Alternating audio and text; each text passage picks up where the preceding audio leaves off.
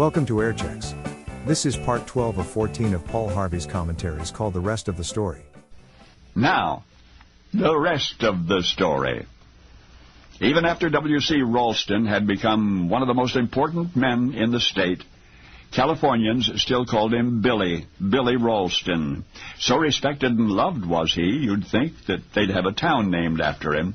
Well, they did, and they didn't. But this is the rest of the story. In 1851, Billy was 25, a steamship captain. That was the year he first sailed into San Francisco Bay. The gold rush had begun 3 years before. Young Billy would capitalize on the booming California economy. Within the next 2 decades, he'd built the Palace, the finest hotel on the West Coast. He'd served among the first regents at the University of California. He had created railroad companies and telegraph companies and steamship companies and woolen mills and sugar refineries and furniture factories. He had founded a bank, the Bank of California, and in so doing, he might have immediately made himself president of that financial institution. But he did not, and the reason he did not is what's significant here. Billy Ralston, despite his aggressive business attitude, was basically a very shy gentleman. Uncomfortable whenever folks began making a fuss over him. The presidency of the Bank of California, Ralston declared, that should go to a man of greater prestige. Of course, Billy Ralston was a man of great prestige, and yet he modestly declined the honor, naming instead a Sacramento businessman banker to the lofty position. And you know what? Billy Ralston ran the Bank of California from behind the scenes anyway. Then there was the time the Central Pacific Railroad came to Billy Ralston for help. The company wanted to acquire another railroad company, the San Francisco and San Jose. The price, $3.25 million in gold. The money was no problem, but Central Pacific needed a broker to help them secure the option. Billy Ralston agreed to act as broker. And when the deal went through, Central Pacific chartered a new line, calling it the San Joaquin Railroad, and the Big Four of Central so appreciated Billy's assistance in the matter that they proposed to honor him. They said that the first town that grew up and thrived along the San Joaquin line must bear the name of William C. Ralston. But yet again, for all of the bold wheeling and dealing, Billy was uncomfortable in the spotlight. The most famous financier on the West Coast was just plain shy. Billy was present at the public meeting, which had convened for the purpose of making Ralston, California, a reality. They were about to second the motion when Billy stood and tugged at his collar and cleared his throat and said, "Thank you from the bottom of my heart, but no thank you." Well, the citizens respected Billy's wishes. There would be no Ralston, California. But you know what they did? They named the town after him anyway, sort of. For in Interstate Route 5, east of San Francisco, there's a town, the name of which honors California's most paradoxical bigwig, an industrialist financier who helped put that state on the map, and yet who was too shy to imagine his own name on the map. The town fathers would not permit the honor to escape Billy Ralston. But you see, in Spanish it translates modest man, and the name of that town, named in his honor, is Modesto. And now you know the rest of the story. Now, the rest of the story. C.A. was among the best flyers that the Americans had in World War I, could perform evasive maneuvers and diversionary aerobatics that would have baffled the Red Baron. But October 4, 1918, C.A. was shot down twice the same day, on the same mission. And his trouble was only beginning. What got him in this fix in the first place was, well, that was the rest of the story. Toward the end of September 1918, in the French Argonne Forest, American troops of the 77th Division engaged the army of the Kaiser, and that battle raged off and on for days. By early October, American rations and medical supplies were almost gone. Casualties were heavy. Before long, the Germans would have them completely surrounded. "We need reinforcements fast," American commanding officer Major Charles W. Whittlesey demanded, and on October 4, he got what he'd asked for, sort of. For U.S. Army intelligence had misjudged the location of Major Whittlesey's men. Now the American 77th Division, in addition to being engulfed by the Germans, found themselves being bombarded by American artillery as well. Major Whittlesey was desperate now. There was neither much of an airstrip nor much of an air force behind his own shattered lines. Only 6 flyers, in fact. But that Air Corps was the Americans' only chance to get this frantic message to headquarters in Rampont, 25 miles distant. We're along the road parallel 276.4. Our own artillery is dropping a barrage directly on us. For heaven's sake, stop it. The first American flyer took off with that official communique and was promptly shot down by the Germans, as was the second courier, and the third, and the fourth, and the fifth. That left one flyer, an already celebrated World War I ace nicknamed C.A. And before today, you may never have heard of him, but from now on, you will never, ever forget him. You are our last hope, Major Whittlesey said. He took off in the grim gray sky, struggling to reach an altitude beyond the range of German artillery, and yet within minutes enemy anti-aircraft bullets had raked one of his wings. Down he went, barely pulling out in time to land in one piece. There was not much room in the rutted field to take off again, but incredibly he took off again, only to be riddled by a second volley of enemy fire. Well, C.A. pulled out of the tailspin seconds before crashing, but this time he had seriously malfunctioning control surfaces, had a chest wound and a shattered leg, had been blinded in one eye, and still somehow he reached Rampont, landed safely, delivered the vital message that led to the eventual rescue of the 77th Division. And for his valor, C.A. was awarded the United States Distinguished Service Medal and the French Croix de Guerre. And when his wounds had healed, he was reassigned stateside to the Signal Corps in Washington, D.C., and when he died a year later, he was stuffed and installed in the aeronautics display at the Smithsonian Institution. Or have you guessed that the celebrated American flyer was no aviator, the hero of the Argonne, whose mission impossible you have just relived? You may visit where he sits on display to this day. C.A., whose full name, cher ami, means dear friend, a one-eyed, one-legged, stout-hearted carrier pigeon. Only now you know the rest of the story. Now, the rest of the story. Jerry Traylor never had a chance. Never had a chance.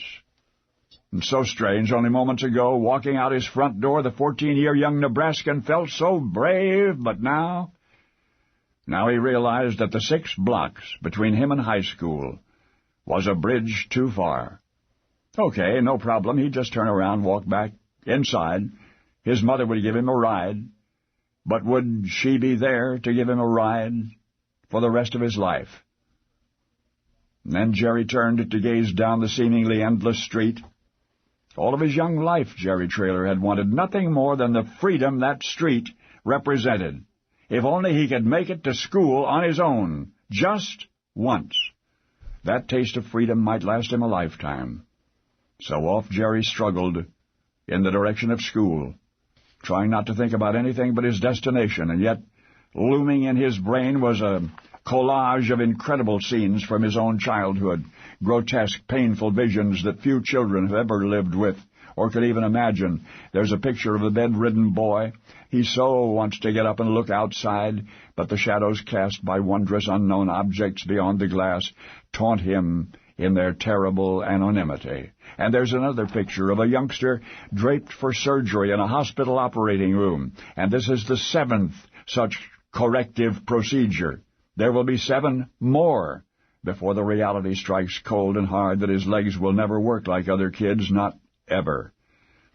And yet another picture that might have been taken any day during the 11-month, 6-year-old Jerry spent in a chest-high body cast. Afterward, he would be fitted with steel leg braces that reached from his waist to the soles of his feet, and confining as that was, it was like flying compared to what he had known until then. For the thief that had robbed Jerry Traylor of everything most children take for granted is cerebral palsy. He was born with it, he will die with it. Even now at age 14, having shed his leg braces and replaced them with a pair of crutches, he understands that he'll never walk a step without them. He can read the road closed sign on the highway that others travel with ease, like the 6 blocks between his house and his school. I wanted you to meet Jerry Traylor on that particular journey to school, because I wanted you to appreciate what it meant to him when at the end of those arduous 6 blocks on crutches, all by himself, he opened the schoolhouse door and walked inside. Jerry Traylor is 52 today, has a degree in business administration from Western State College in Gunnison, Colorado. Over the past 30 years, he's addressed more than 1 million wide-eyed, awe-inspired, utterly amazed audiences. For even with proof, people can scarcely believe that a fellow can finish dozens of 26-mile marathons on crutches, or that he can race to the top of Pikes Peak 3 times on crutches, or that he can run 3,500 miles from San Francisco to New York City on crutches and set speed records at the same time. By now you know that it all started on the most formidable course of them all, a marathon track, 6 blocks long, because now you know the rest of the story. Now, the rest of the story. Once upon a Christmas Eve, a baby was left on the doorstep of a theater in Pittsburgh called Sheridan Square. Inside, the actors were having a Christmas party. It was quite late when the cries of the abandoned infant were heard. One of the younger actors ran to the stage door and opened it and discovered the child. There was a note attached to the blanket in which the baby was bundled, and the party fell silent as these words were read aloud. "Please take care of my baby. Her name is Catherine. I can no longer care for her. I have 8 others. My husband is out of work. Catherine was born on Thanksgiving Day. I have always heard of the goodness of show business people. I pray God would look after her." End quote. Well, now the members of the theater group which were celebrating that Christmas Eve were mostly fun-loving poker players. The last thing they were looking for, the last thing was a ponderous responsibility. But they took pity on the little Catherine, and after much deliberation it was decided each member of the group would chip in to provide for the care and the keeping and the education of the baby girl. Because she'd been left on the doorstep of the Sheridan Square Theater, they would name her Catherine Sheridan. All right, that might have been that.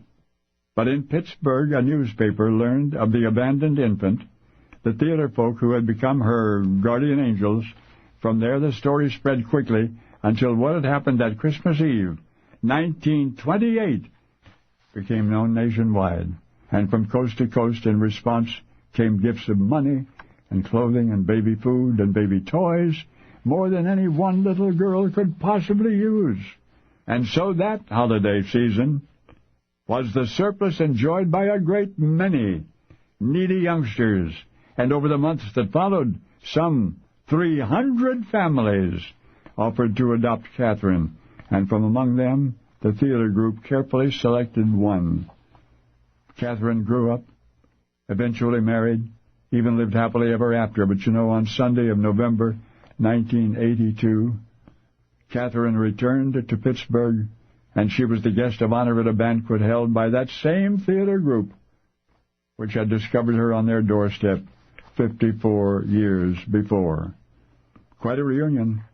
A lot of tears and hugs and kisses and more tears, because what they had started together once upon a Christmas Eve has since engulfed the whole world in love. That theater group, the Variety Club, until 80 years ago, was dedicated only to having a good time. But because of little Catherine, it would become one of our nation's most devoted philanthropic organizations, now known as Variety, the children's charity. It has 50 chapters in 8 countries, has contributed hundreds of millions of dollars to youngsters in need between birth and the age of 18. Of course, what the Variety Club does each year, for pity's sake, is known all over the globe. But now you know the rest of the story. It was late at night, and yet at 1600 Pennsylvania Avenue there was one light in an upstairs window in the room where President Harry Truman sat sleepless and pondering. No other United States president had ever faced a decision quite like this one. To bomb or not to bomb? That was the question. At the time, no other nation on earth had the big bomb. Just to threaten its use should be decisive, but to be convincing, if he said it, he'd have to mean it.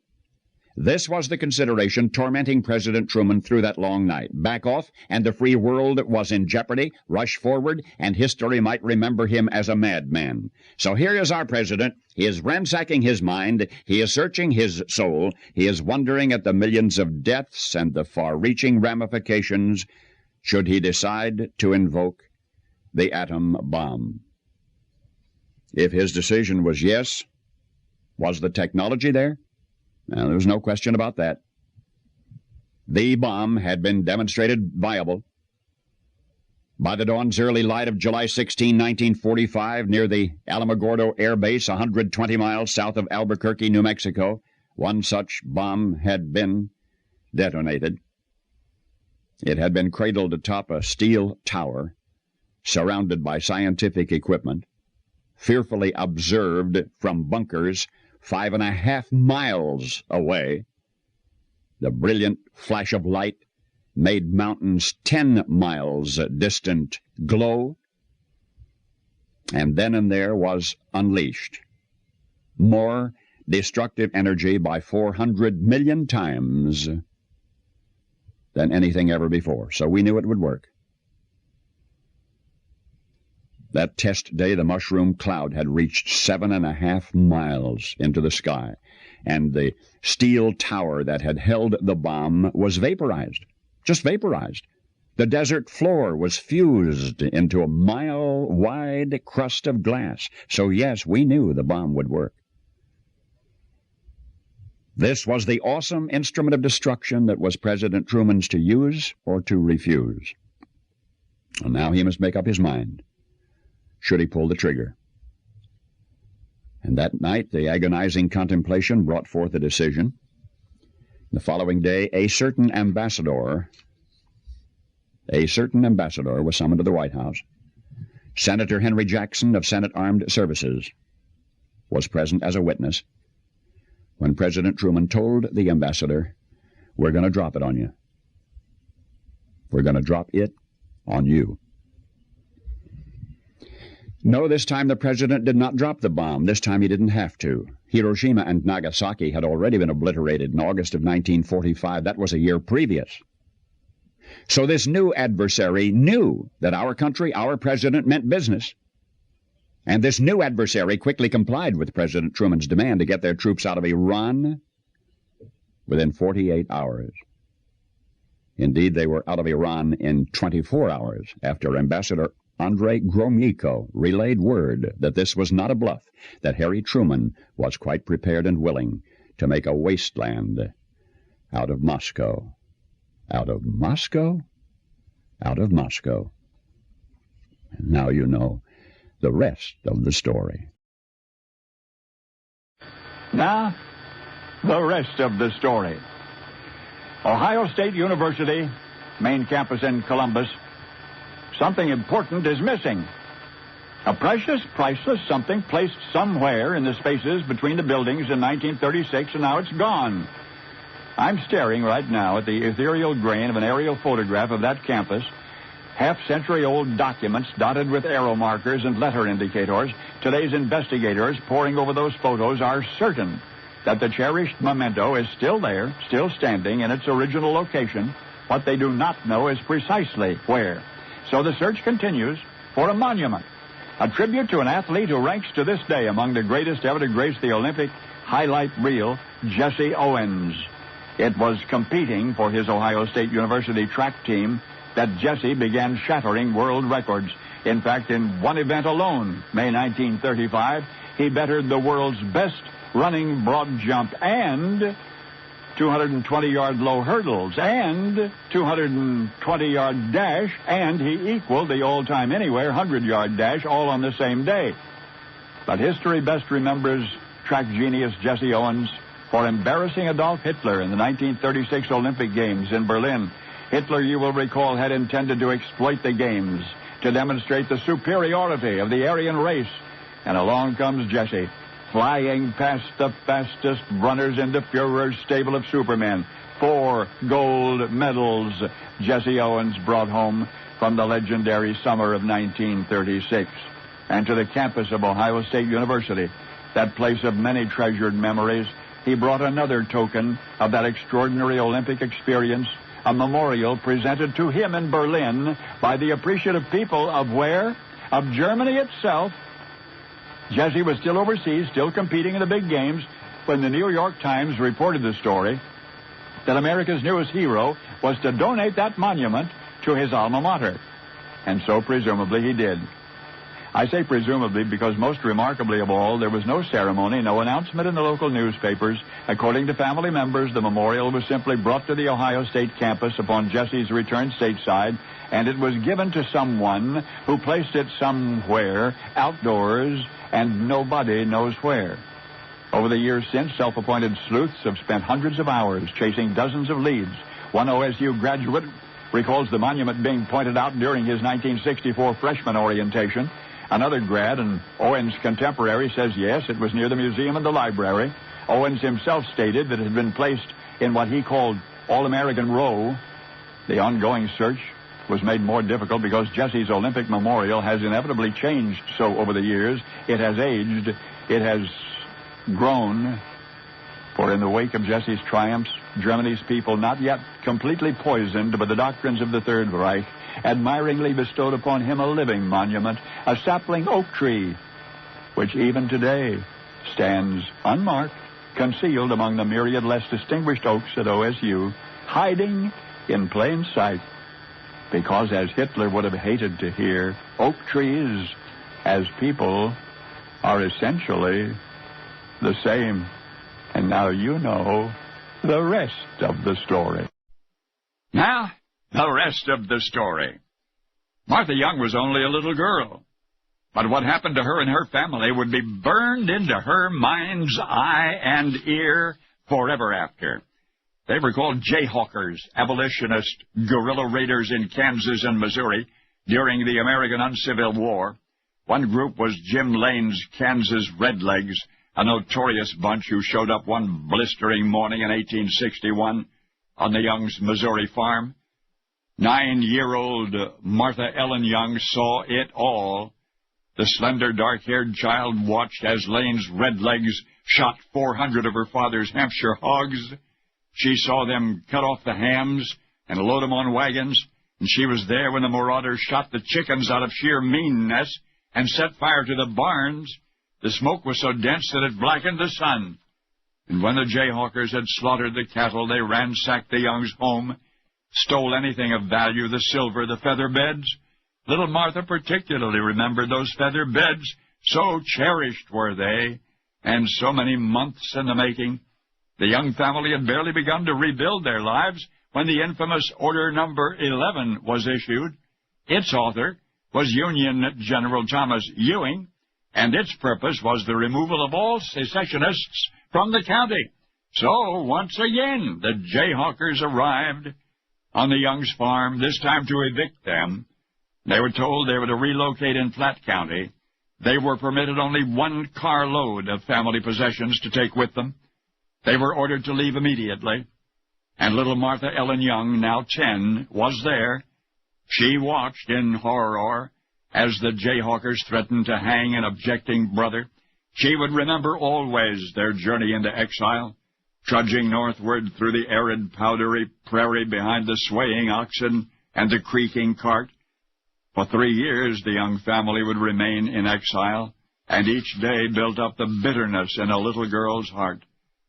Those memories, indelible, continued to haunt her through a lifetime of almost 100 years. And Martha Ellen Young lived as though it had all occurred the day before.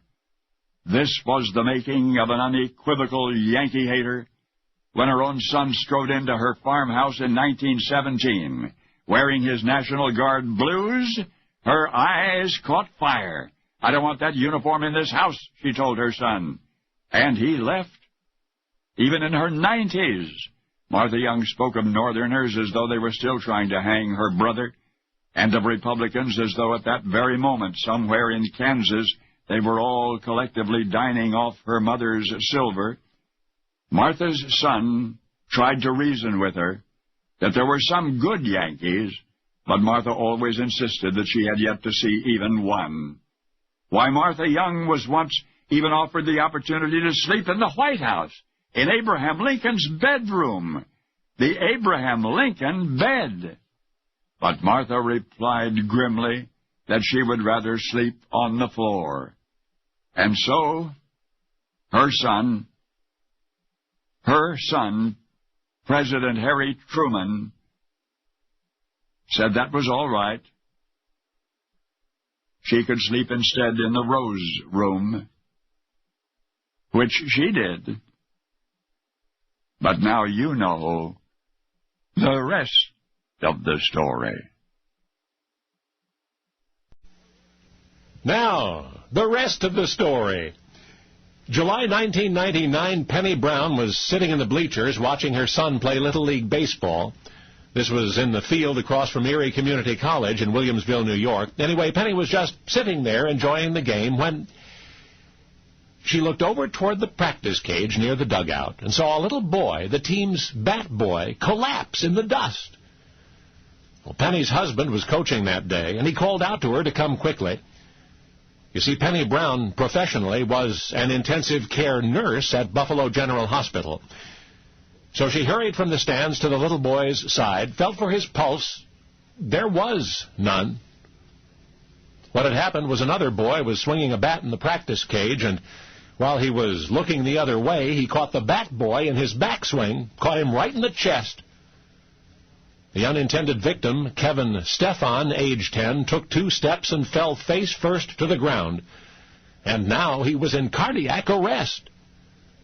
Well, Penny, kneeling there, slammed a fist into Kevin's chest, but still nothing, still no heartbeat. All around her were astonished faces and stifled weeping. But Nurse Brown would not give up. She launched into CPR now, the measured breaths, the chest compressions. And what do you know? Kevin's coming back. His heart's beating again, and he's breathing again. And the anxious assembled rightly applaud in the summer of 1999. It's important to know emergency life-saving techniques, Nurse Penny Brown exclaims, even still. You don't just wake up one morning and say, today is the day. For instance, Penny was in a restaurant several years later, January 2006, the Hillview restaurant in Depew, New York, when this woman in sudden and obvious distress clutched her throat, elbows up, in the universal sign that she was choking. People called out for help on her behalf, and a moment later, out of the kitchen races this young man. He's a 17-year-old high school student, part-time dishwasher at the restaurant. And somebody remembered he was also a volunteer fireman in Bowmansville. Anyway, out he rushes, finds a waitress trying to do the Heimlich maneuver, unsuccessfully. So the teenager takes over, places coupled hands at the victim's diaphragm, 2 thrusts, and out pops the obstruction. And the woman is gasping, breathing again. But Penny Brown was no bystander that day. It was she who was choking. It was she whose life was in jeopardy. So Nurse Brown encourages knowing emergency life-saving techniques from the unique perspective of rescuer and rescued. But there are some matters on the subject which she cannot explain, such as how could it be that the young man who hurried to her aid, who had grown up to learn the maneuver that would save Penny's life, that he, Kevin Stefan, was the same Kevin Stephan whom Penny had saved on that Little League field 7 years before. Kevin's always wanted to thank her. Well, now he has, because now you know the rest of the story. Now, the rest of the story. "Blast it," muttered Lewis, squinting into the gray winter storm from a rain-streaked window in the Lime Rock lighthouse. Oh, it was a ship, all right, a warship from the looks of her murky silhouette. And she was foundering out there in those angry waves. And the screaming winds off Newport were adding to the mystery of the night. "Blast it," muttered Lewis again. The doomed vessel was more than half a mile away, which meant the lighthouse keeper probably could not reach her in time. But dismal odds had never stopped Lewis before, and they would not today, and so, leaning into the howling gale, the intrepid sentinel of Rhode Island Sound struggled across the Lime Rock to the wildly pitching skiff moored there. Off came the line, aboard came the oars, out into the dark madness Lewis rode. The waves were rising higher now, like mountains of icy water, tumbling after one another. No way to stay on course, one might imagine, for lack of any visible destination, and yet this keeper knew these waters like a schooner's rigging, by feel as much as sight. And so, up and over the endless water mountains, Lewis pulled, biting the oars into the brine for a back-aching, timeless time, until, suddenly, a whale's length away, a head appeared above the surface, and then another head, 2 men in the Atlantic's deadly embrace. And they were alive. Seeing the skiff, the pathetic figures thrashed about, although their cries were crushed beneath their captor's roar. Lewis rode in close, pulled one aboard, then the other, prowled the raging ocean for half an hour before returning to shore. 2 survivors, not enough, Lewis thought, but the seamen who roamed those waters knew the rest of the story, that the valiant, vigilant keeper of Lime Rock Lighthouse had rescued more shipwrecked victims than any old salt in the history of Rhode Island Sound. Among the more notable reclamations from Neptune's lair were 4 young boys in 1859, 3 Irish shepherds, one of their prize-winning sheep in 1867, 22 daring rescues throughout Lewis's incomparable career, which began at the age of 17. So famous did Lewis eventually become that by 1870, admiring tourists were rowing out to Lime Rock by the hundreds, hoping for a glimpse of this living legend. But living legends must die one day. And so one night in the quiet of Lime Rock Lighthouse, this one did. If there were some people out there who needed my help, the celebrated sentinel had once said, I would go to them even if I knew I could never get back. So just maybe out there somewhere, in that ocean of clouds between us and evermore, an angel stands, waving wayfarers clear of the rocks and on toward the shining shore, a keeper of the lamp sometimes scorned by landlubbers for behavior unbecoming the fairer gender. You see, the lifelong savior of big, strong men who happened to be a shy, slight woman was named Ida Lewis, and now you know the rest of the story. As far as I know, what I'm about to relate is not fact, maybe the oldest legend of the Christian era. I've sought to backtrack the story of its source, no use. Don't look for it in the Bible, you'll not find it there. Of all those who have retold it, none ever signed his name to it, and when you retell it, please do not credit me. Generations have kept this story alive only because it seemed deserving of living. That does not make it immortal, but it makes it interesting. It's the legend of the dogwood tree. Visiting the Holy Land, I discovered the legend is told there quite the same as I heard it half a world away. And that is strange. There are so many possibilities for expanding and elaborating on, for exaggerating this yarn. I was quite surprised to hear it repeated simply and unadorned. By some, it is repeated as fact. By others, it is told to babies at bedtime, more as American mothers tell fairy tales. And yet Disney gave dignity to those, even credulity. And so, generations of repetition have lent credibility to the legend of the dogwood tree. It is said, at the time of the crucifixion of Christ, the dogwood was a very large tree, big as an oak.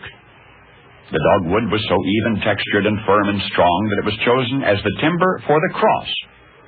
Thus, to be used for such a cruel purpose greatly distressed the tree, and Jesus sensed this. He, who noted even the sparrows fall, whose last compassion was for a repentant thief, he similarly forgave the repentant dogwood tree for its unfortunate fate. And as he was nailed upon it, he sensed the painful remorse of the tree. In gentle pity for all sorrow and suffering of every living thing, he said to the tree, because of your share of my suffering, never again shall the dogwood tree grow large enough and strong enough to be put to such a cruel purpose as this. He said, henceforth the dogwood shall be slender and bent and twisted, that it might forever remain unmolested by the tools of cruel men. And the blossoms, listen to this, and the blossoms shall be in the form of a cross, 2 long petals and 2 short, and in the center of each petal there will be nail prints, brown with rust and stained with red, and in the center of the flower will be a crown of thorns. And all who pass and see the dogwood tree will remember me. And so it came to pass. Page 4. Now, the rest of the story. A doctor's office in Vienna. The patient is Bertha Pappenheim, 23, a native of the city. And she has a serious problem. Both legs are paralyzed. Her right arm is paralyzed. She's already been to a number of doctors, but none could find a pathological basis for the paralysis. So this doctor strokes his beard, says nothing. He's thinking. There's nothing physically wrong with Bertha. Is it possible that her mind has created the malady? Little does the good doctor realize that he's about to embark on an unprecedented journey, a dark and secret trip into the human subconscious. And so to his patient, the young Viennese doctor proposes, well, for lack of a better term, he'll call it a talking cure. He'll place her under hypnosis, and he'll converse with her innermost thoughts. And in the process, he'll be looking for a psychosomatic answer to what ails her. Well, as Bertha lapsed into the twilight world between wake and sleep, the doctor began making the simplest inquiries, her name, the names of her parents, her home address. But then slowly the questions turned from the superfluous to the pertinent. Bertha's paralysis. How long had she had it? And why did she think it had happened to her? Had she done something, anything that might merit self-punishment? Or perhaps was she afraid? At that suggestion, Bertha recoiled. Some time ago, she'd awakened in the middle of the night. Sitting upright in bed with eyes wide open in the blackness, she beheld a horrible vision. There were black snakes, and there were faces of death. And Bertha screamed out loud. Ever since that night, the memory of that sight haunted her. She was plagued by headaches, poor vision, sleeplessness, and dread, because she was certain that someday, some night, that awful vision would return. Well, listening carefully, the young doctor understood. Bertha's fear of being revisited by her hallucination had literally scared her stiff, had paralyzed her. That was the subconscious root of Bertha's problem. When Bertha was awakened from hypnosis, the doctor described the hallucination she'd repressed.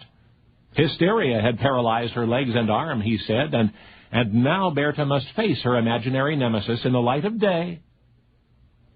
Well, Bertha did come to terms with her waking dream, and as a result she lost both her fear and her paralysis.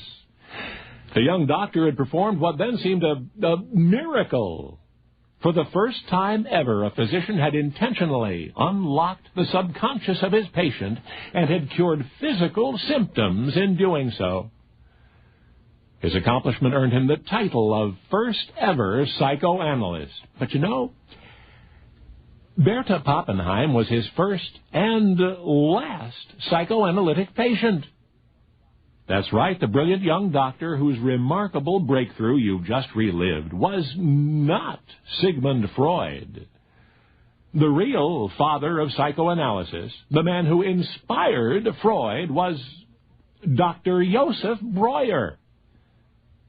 And the unsung psychoanalytic so-called miracle he performed, well, that took place when Freud was merely 24. Now, you know the rest of the story. And now, the rest of the story. Who am I? Who am I? I'm a PGA Tour pro. For 3 seasons, I was the best golfer in the whole world. I won the Masters at the age of 27. I won 2 consecutive U.S. Opens, 3 Western Opens, back-to-back. Even in the tightest tournament situations, I never once got nervous. I could control the golf ball as few who have ever played the game. Who am I? I am Ralph Guldahl? Ralph Guldahl? Never heard of him, you say? Well, it's not surprising. But the incredible reason is the rest of the story. In 1939, the immortal Bobby Jones wrote, quote, Ralph Guldahl's record to date, if he never does anything more in tournament golf, will entitle him for all time to rank among the greatest players of the game. Jones' statement proved prophetic because following the 1939 Masters, Ralph Guldahl did practically nothing more in tournament golf. He kept trying, but by 1940, the once magnificent golf stroke could produce nothing more than a weak hacker-grade slice. Paul Runyon, paired with him in the Phoenix Open, reported in amazement, Ralph could not start that ball far enough to the left to keep the ball out of the trees on the right. In no time, the #1 golfer anywhere was selling insurance. After that, he got a job as golf director for a country club in Tarzana, California, and fortunately, he enjoyed the latter position, which he held until the day he died in 1987, age 75. And just as happily, he lived to be inducted into the World Golf Hall of Fame. But at the induction ceremony, the same questions were whispered that Ralph Guldahl had overheard for decades. Who in the world is this guy? And how could he have been so good and then just disappeared? As astonished as anyone was his pal Sam Snead. Nobody's short game was better, Snead observed. Nobody could concentrate on the course like Ralph.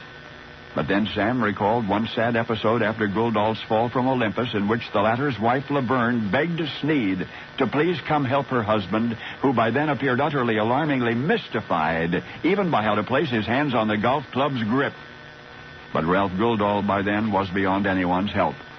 For you see, by his own admission, Ralph never learned to play golf. His game just sort of evolved as he played it. Even after he rose to the pinnacle of his sport, he never thought much about how he swung the club. And then something happened. Something which could not have wrecked his remarkable career more thoroughly if it had been plotted intentionally. For Ralph Guldahl, after winning the 1939 Masters, outsmarted himself. You've heard of paralysis through analysis. Well, not even the greatest are immune. Nor was Ralph Guldahl. Because at the most top of his game, Ralph decided to write an instruction book. A book on how to play the game, which he seemed to know better than anyone. And yet after writing it, he, the self-appointed savior of duffers everywhere, now golf's forgotten genius, never took another pure stroke in his life. The lethal volume was entitled Groove Your Golf. And yet because of the extreme, sometimes bewildering self-examination it required of its author, Ralph Guldahl grooved himself straight into oblivion. Now you know the rest of the story. Now, the rest of the story. Richie was not quite 2 years young when Frank, his father, almost killed him. Nearly ran him down with a team of horses. Oh, unintentionally, of course. Frank was looking after the boy that day, or at least was supposed to be, when the little fellow crawled under his father's wagon. It was bystander Ralph Shook who snatched Richie out of harm's way, just as Frank backed up the team. Split seconds later, the horse's hoofs thundered down on the very spot where the child had been. Richie was simply too active and too adventurous to divert your eyes even for a minute.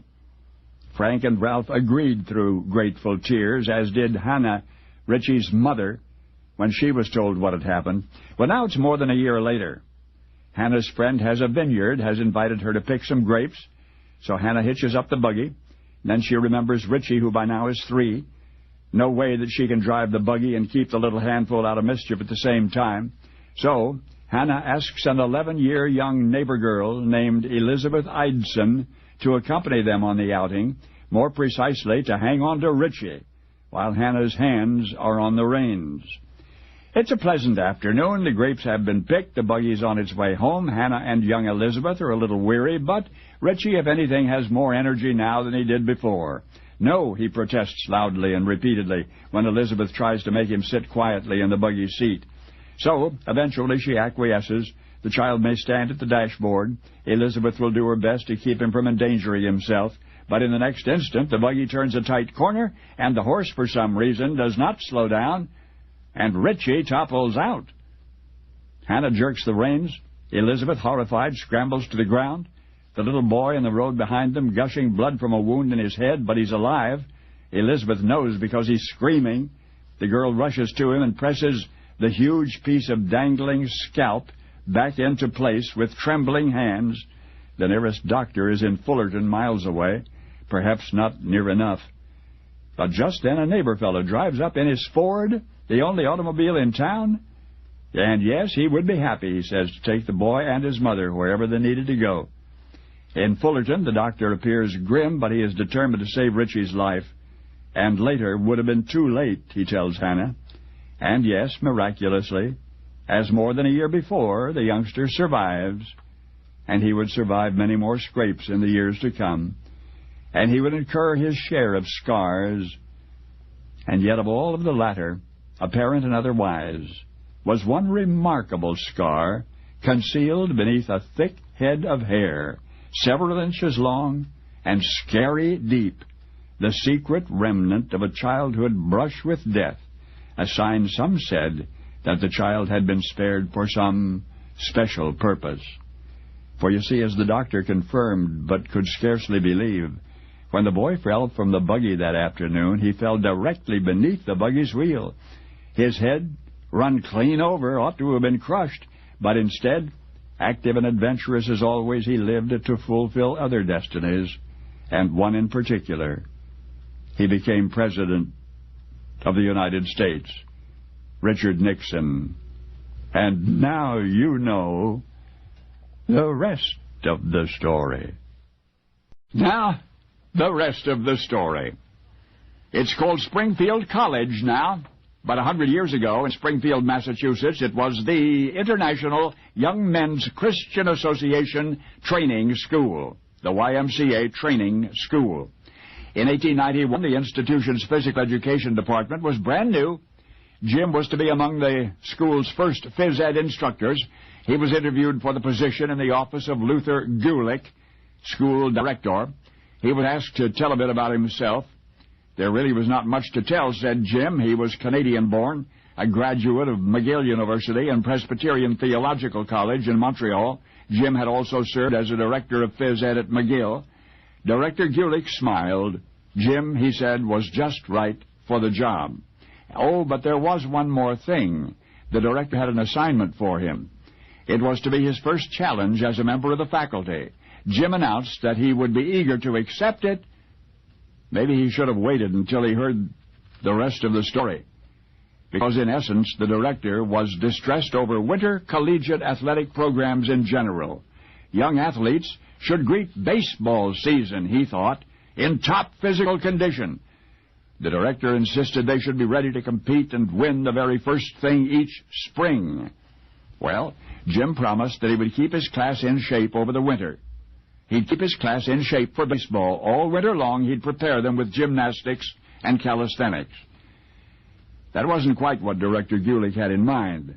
Not that he had anything against gymnastics and calisthenics. They simply did not maintain an athlete's competitive edge, nor did they keep him thinking strategically. What the director wanted was a training device which would sustain the momentum of fall football, the physical and mental momentum all through the winter, until the first session of baseball practice. And that was Jim's assignment, to invent such a device. Jim said he would do his best, and the project became an obsession. He racked his brain to create an organized athletic activity which not only met Director Gulick's requirements, but also could be performed indoors during the worst of winter weather. And that very winter, Jim succeeded. And the basic guidelines he established back then have remained essentially unchanged to this day. Soon after its creation at the YMCA training school in Massachusetts, it became a popular activity in YMCAs all across the country, and then in educational institutions throughout the United States and Canada, and now it's difficult to imagine the world without it. And it all began that winter more than a century ago, when a fledgling phys ed instructor set out to bridge the athletic chasm between football and baseball in his school's small gymnasium. And with his only equipment, a standard soccer ball, and 2 peach baskets, now don't get ahead of me, a soccer ball and 2 peach baskets, he, 30-year-old James Naismith, became the father of the only major sport which is completely, utterly, originally all-American, basketball. And now you know the rest of the story. Now, the rest of the story. George Smith and his wife Beatrice happily anticipated their trip to France. A second honeymoon, they were calling it. There was an added intrigue to George, a skilled swordsman and a sword designer. He had long hoped to study fencing with the French master, Thierry, who resided in Saumur. So began for George and Beatrice several idyllic weeks in France in the summer of 1913. A second honeymoon. Bee's soon-to-be astonished husband would never forget this one, for this is the rest of the story. Since boyhood, George Smith had longed to see the beautiful Bocage country between Saumur and Cherbourg. A California native, he nonetheless admired French art and philosophy, passionately perused French history, even spoke French fluently. A Francophile, one might have called him. He had visited France once before, but his stay had been distressingly brief. This time he promised himself he would drink it in, absorb it into his soul. It was a bright, breezy morning when he and Bee set out in their car for nowhere in particular. But before long, George grew quiet and pensive, strangely distant. Bee asked if anything were wrong. George shook his head. "I don't think so," he said. And yet, clearly, something was wrong. Perhaps he considered it was the years of anticipation, of picturing this picturesque countryside. Perhaps that's what made him suddenly feel that he had been there before, that he had traveled these roads before and trod these gentle hills before. "I know what's beyond the trees over there," he told Bee. And then he described what he had never seen. And to Bee's amazement, as their car passed the trees, the scenery was precisely as George had predicted. Time and again they drove through the groves. George described what lay ahead, as though he somehow knew what he could not possibly have known. Each turn in the rugged ancient watershed back roads, peculiarities of the old town of Saint-Malo and Saint-Lô, Falaise and Cannes.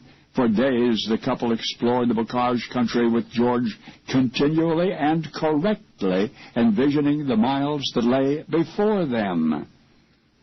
Of course, the French have a phrase for it. They call it déjà vu, literally already seen. The sense, sometimes faint, sometimes powerful, that one has been there. As for George Smith, he and Bee relished their second honeymoon and returned refreshed to America, where George became a renowned fencing instructor and was named the United States Army's first ever Master of the Sword. 3 decades later, the world would hold its breath as that same man slashed his way to Berlin, cutting Hitler's army to pieces. He was a tank commander then. Don't get ahead of me now. He was a brilliant, flamboyant, eccentric 4-star general nicknamed Old Blood and Guts. That's right, Georgie Patton, George Smith Patton. And as General Patton's Third Army deftly, swiftly maneuvered its way through the convoluted, hedgerow-choked bocages of the French Loire, Astonished soldiers and civilians, friend and enemy, exclaimed it was as though Georgie Patton knew precisely where he was going, as though he'd been there before. Well, now you know that he had, at least once before, because you know the rest of the story. Now, the rest of the story. By now it was quite late at night, yet by candlelight the great Dr. Silvius pressed forward in his quest. The key, he was certain, was a specific oil found in nature, an oil of Juniper communis, the juniper berry. Its diuretic properties were well known, but there were other properties, and if Dr. Silvius could only unleash them, he could produce an incredible blood-cleansing agent, a medicine which might someday be ranked among the greatest discoveries of the 17th century. Well, Dr. Silvius drove himself onward, searching for the proper catalyst through which juniper oil could realize its ultimate medicinal potential. And it ought to be mentioned, Dr. Silvius was no alchemist. He was quite a modernist in his day, and ally of the most progressive atomists and physiologists and chemists. His real name was Francois de Laveau. He came from a well-to-do family. He studied in Dutch and German universities before establishing a medical practice in Amsterdam. By then, he'd already adopted the Latin version of his name, was calling himself Franciscus Silvius. His reputation as a physician grew to heroic proportions. In 1658, the now renowned Dr. Silvius was invited to join the faculty of the University of Leiden, and he was soon regarded among the most prestigious professors of medicine ever to teach there. And it was there, at Leiden, that the great Dr. Silvius first experimented with the oil of the juniper berry. He was absolutely convinced that this oil, properly processed, would make an effective blood-purifying medicine. One day, Dr. Silvius discovered the elusive process, and within months, his revolutionary medication was available at apothecaries far and wide. It was called simply Genevre, the French name for the juniper berry. The Dutch called it Genever, as they do to this day. And in retrospect, we realize Genever was practically the only original discovery that Dr. Silvius ever made. Oh, he is still regarded among the most important physicians of his era. His research relating to the nature and functions of the various body fluids was and remains significant. Indeed, it's his name to which we refer in the Sylvian aqueduct and the Sylvian fissure. Yet for all of this significance, the fact remains the medicinal concepts of the great Dr. Silvius were almost exclusively derivative of the research of others, were mostly second-hand, except for this one medication, which the Dutch called Genever. That was the one, the true, the original lasting achievement of Dr. Silvius. Enormously popular from its inception, it remains so. Although, in the light of 20th century medical science, its medicinal value is questionable. Incidentally, the English eventually abbreviated the word Genever. They called Dr. Silvius's miracle medication what it is. Gin. G-I-N, gin. Now you know the rest of the story. You're looking over the fence at a schoolyard in Cleveland, Ohio. And here's what you see. It's recess. The first grade children are playing together. One youngster stands alone. He's the new boy in school. It is his first day. He has been teased mercilessly, has already been given an unflattering nickname. Now he is abandoned and wondering why. The boy is a likely target for ridicule. In the first place, he is dressed differently than the other boys.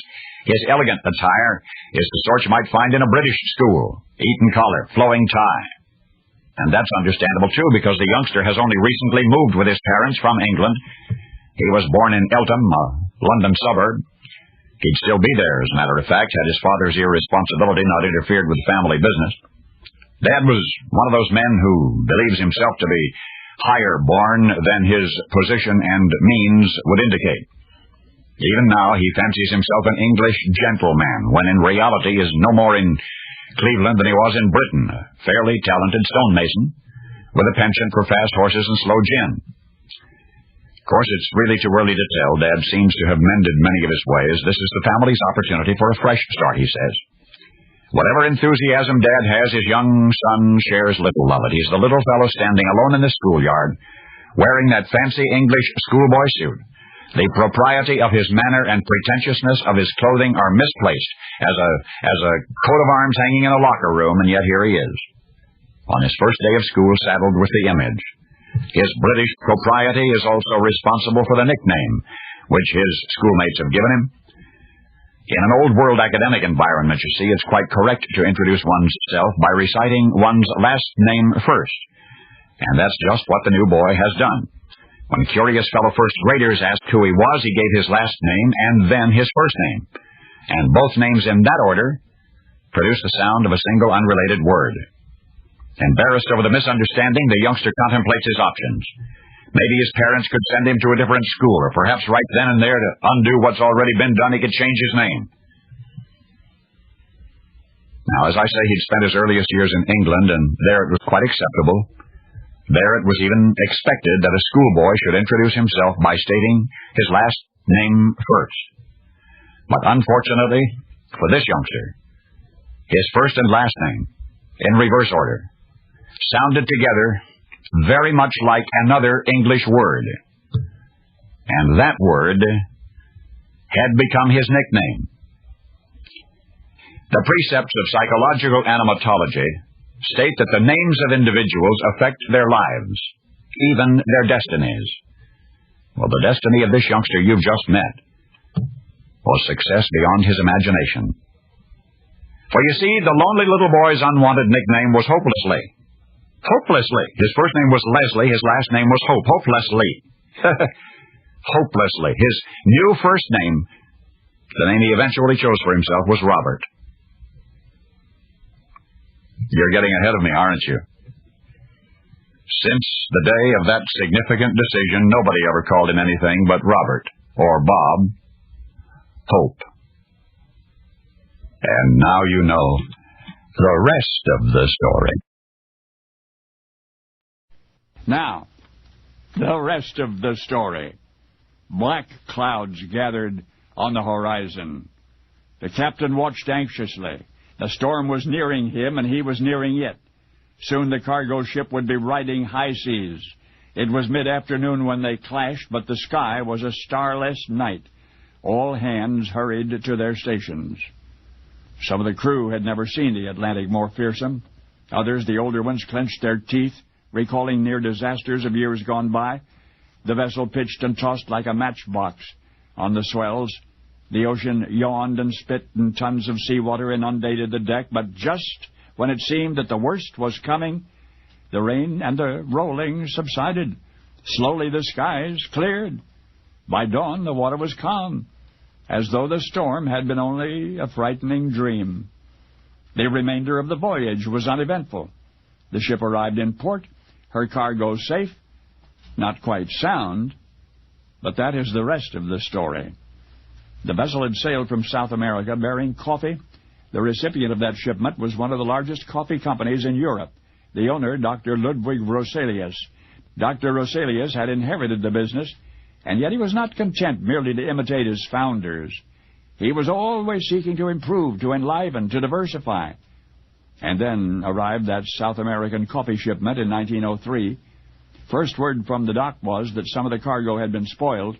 Dr. Roselius was furious. He went immediately to investigate, and this is what he discovered. Not all of the coffee that he had ordered had fit into the cargo hold below decks, that which had remained untainted. But the rest of the shipment had actually been lashed to the exposed upper deck of the vessel, and when the seas rose and the salty sea water had poured onto the deck, it also poured into the coffee. Well, Dr. Roselius inspected that portion of the shipment. It was indeed unfit for commercial use. Aggravated, the owner turned to his employees. "Have the fresh coffee unloaded as quickly as possible," he ordered. And for the rest, the bad batch, turn that over to company researchers for experimental purposes. No sense in counting it a total loss. And that is the way Dr. Roselius was. Never wasting a thing if he could help it. And in this case, his thrift paid off as he could never have imagined. That is, the bad batch made good.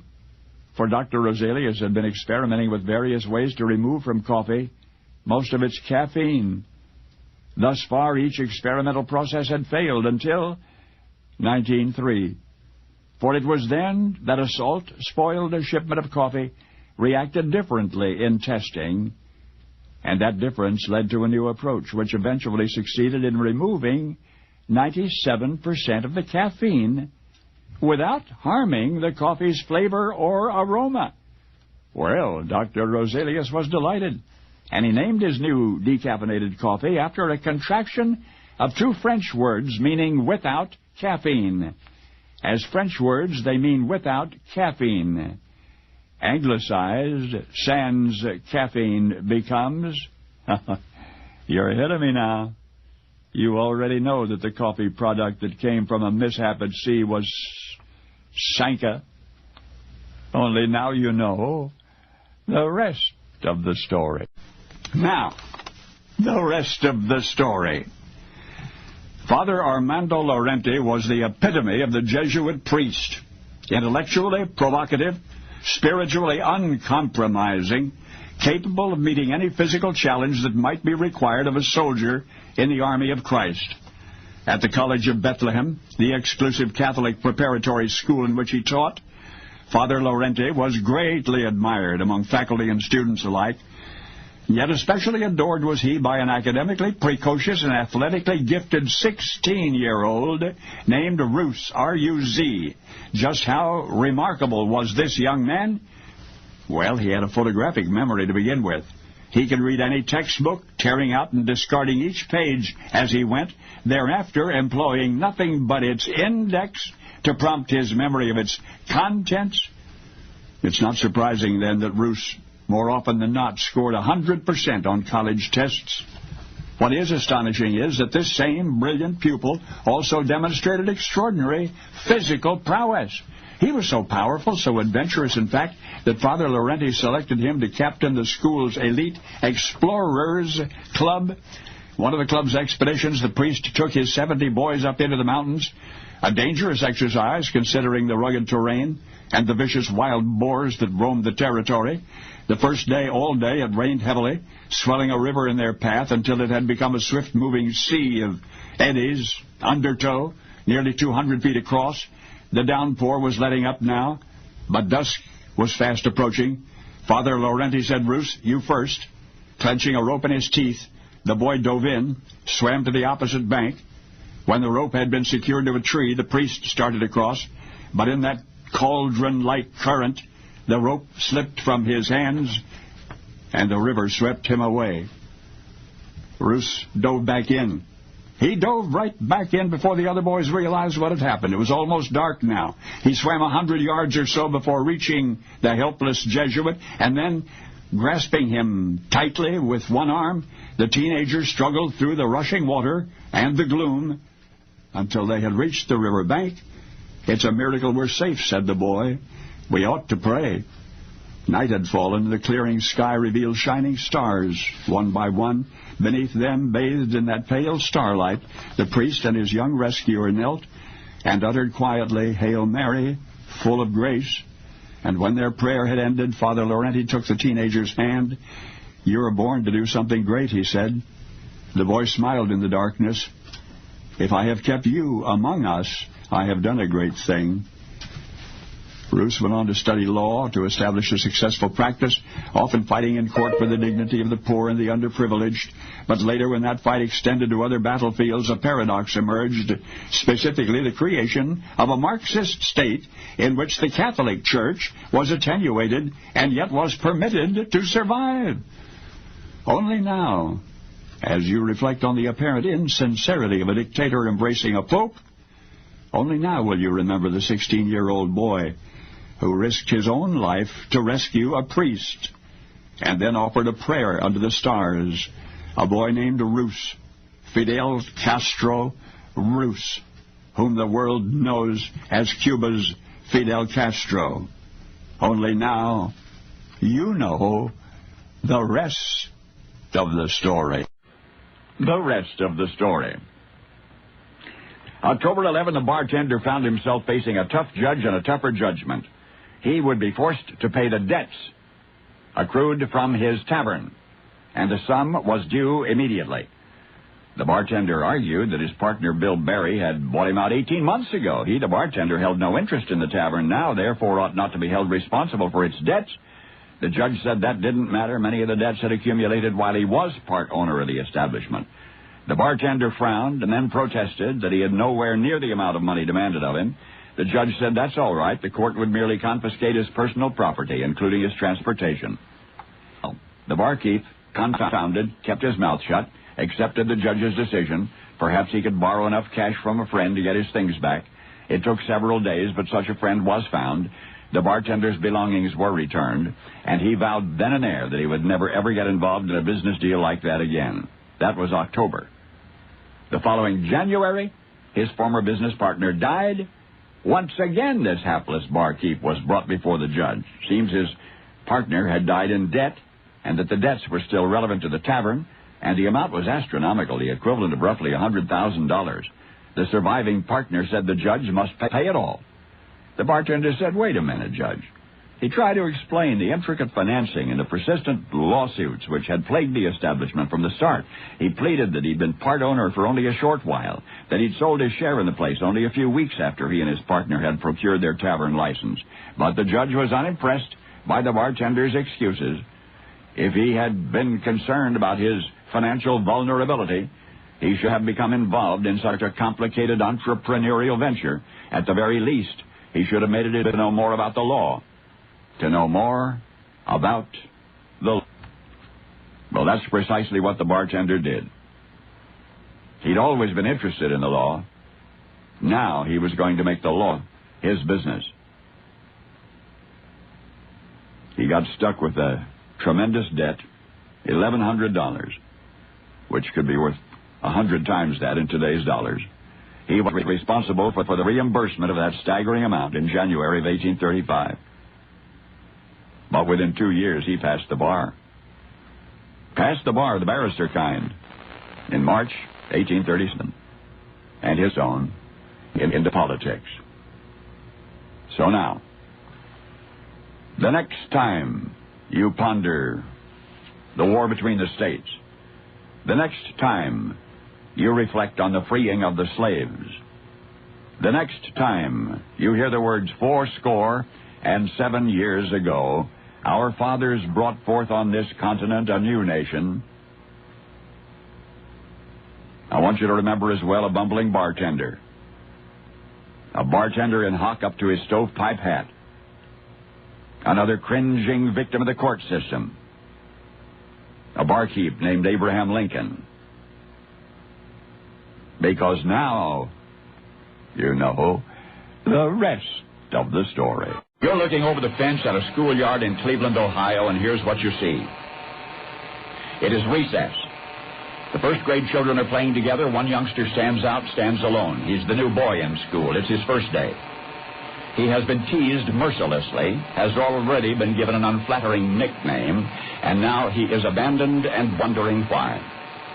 The boy is a likely target for ridicule. In the first place, he's dressed differently than the other boys. His elegant attire is the sort you might find in a British school.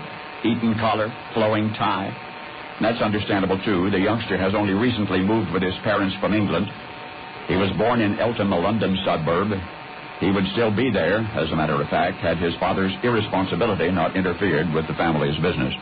Dad's one of those men who believes himself to be higher born than his position and means would indicate. Even now he fancies himself an English gentleman, when in reality he is no more in Cleveland than he was in Britain, a fairly talented stonemason with a penchant for fast horses and slow gin. Of course, it's really too early to tell. Dad seems to have mended many of his ways. This is the family's opportunity for a fresh start, he says. Whatever enthusiasm Dad has, his young son shares little of it. He's the little fellow standing alone in the schoolyard, wearing that fancy English schoolboy suit, The propriety of his manner and pretentiousness of his clothing are misplaced as a coat of arms hanging in a locker room, and yet here he is, on his first day of school, saddled with the image. His British propriety is also responsible for the nickname his schoolmates have given him. In an old world academic environment, you see, it is quite correct to introduce one's self by reciting one's last name first, and that's what the new boy has done. When curious fellow first graders asked who he was, he gave the last name and then the first name, and both names, in that order, produced the sound of a single unrelated word. I know this sounds complicated, but stay with me. Embarrassed over the misunderstanding, the youngster contemplates his options. Maybe his parents could just send him to a different school. Or perhaps right then and there, to undo what has already been done, he could change his name. After all, it was his first day in school. He had spent his earliest years in England, where it was quite acceptable, even expected, that a schoolboy should introduce himself by stating his last name first. But unfortunately for this youngster, his first and last name, in reverse order, sounded together very much like another English word, and that word had become his nickname. The precepts of psychological onomatology state that the names of individuals often affect their lives, even their destinies. Well, the destiny of this youngster you've just met was success beyond imagination. You see, the lonely little boy's unwanted nickname was Hopelessly. His first name was Leslie. His last name was Hopelessly. His new first name, the name he eventually chose for himself, was Robert. And since the day of that significant decision, nobody ever called him anything but Bob Hope. And now you know the rest of the story. The rest of the story. It was coming. Crusty old Captain Colon could feel it in his bones. And there were other signs as well, or at least so he thought, to impress the younger seamen of the crew. There were the long, oily waves rolling in from the southeast. There was the peculiar, unevenly rising tide. There was the inexplicable squalls that would rise angrily and subside suddenly, and the veiled cirrus clouds rushing in with remarkable speed across the sky. And look out there, the captain insisted, pointing a gnarly finger over the bow. And indeed, there did seem to be more seals and more porpoises in the vicinity in these recent hours. But mainly, Captain Colon felt it in his bones. For along with the humid, heavy, oppressive, almost palpable atmosphere came the telltale aching in his rheumatic joints. Severe as it had been off the coast of Sanoa many summers past, and on Hispaniola 2 autumns after that, he remembered it well. And it was coming again. The most dreaded phenomenon a sailor can encounter. The old captain's lips trembled even to utter the word, Urukan. Urukan. And then as his fretful eyes glanced toward the horizon, he glanced toward Port Santo Domingo. They must be warned, he declared to his first mate. Promptly a dinghy was dispatched with news of the coming storm. But upon receiving the message, the island's governor, Ovando, broke out laughing. In fact, it amused him so that he read it aloud to his lieutenants, who also responded uproariously. Captain Colon, the old fool. He ought to be hauled into permanent dry dock, they exclaimed. He'd always been a little soft in the head, and now he was casting himself in the role of a prophet and a soothsayer and a foreseer of storms. When the sarcastic merriment had died down, Governor Ovando sent a reproachful reply to the captain, who was lingering at the harbor's entrance. It said, in effect, go away. A fleet of 30 vessels bearing a fortune in gold was preparing to sail out from the Ozama River and head for home. There was no time right now to play silly games with the demented old seafarer, so Captain Colon heaved a sigh and set sail, and eventually he anchored in a remote spot off the island's leeward shore. And there he safely rode out the fury of the storm which he had known would come. But this is the rest of the story. The floor of the Caribbean is laden with treasure. Countless tons of gold and silver and gems deposited there over centuries past by the same recurring terror, the Hurricane. We call them hurricanes.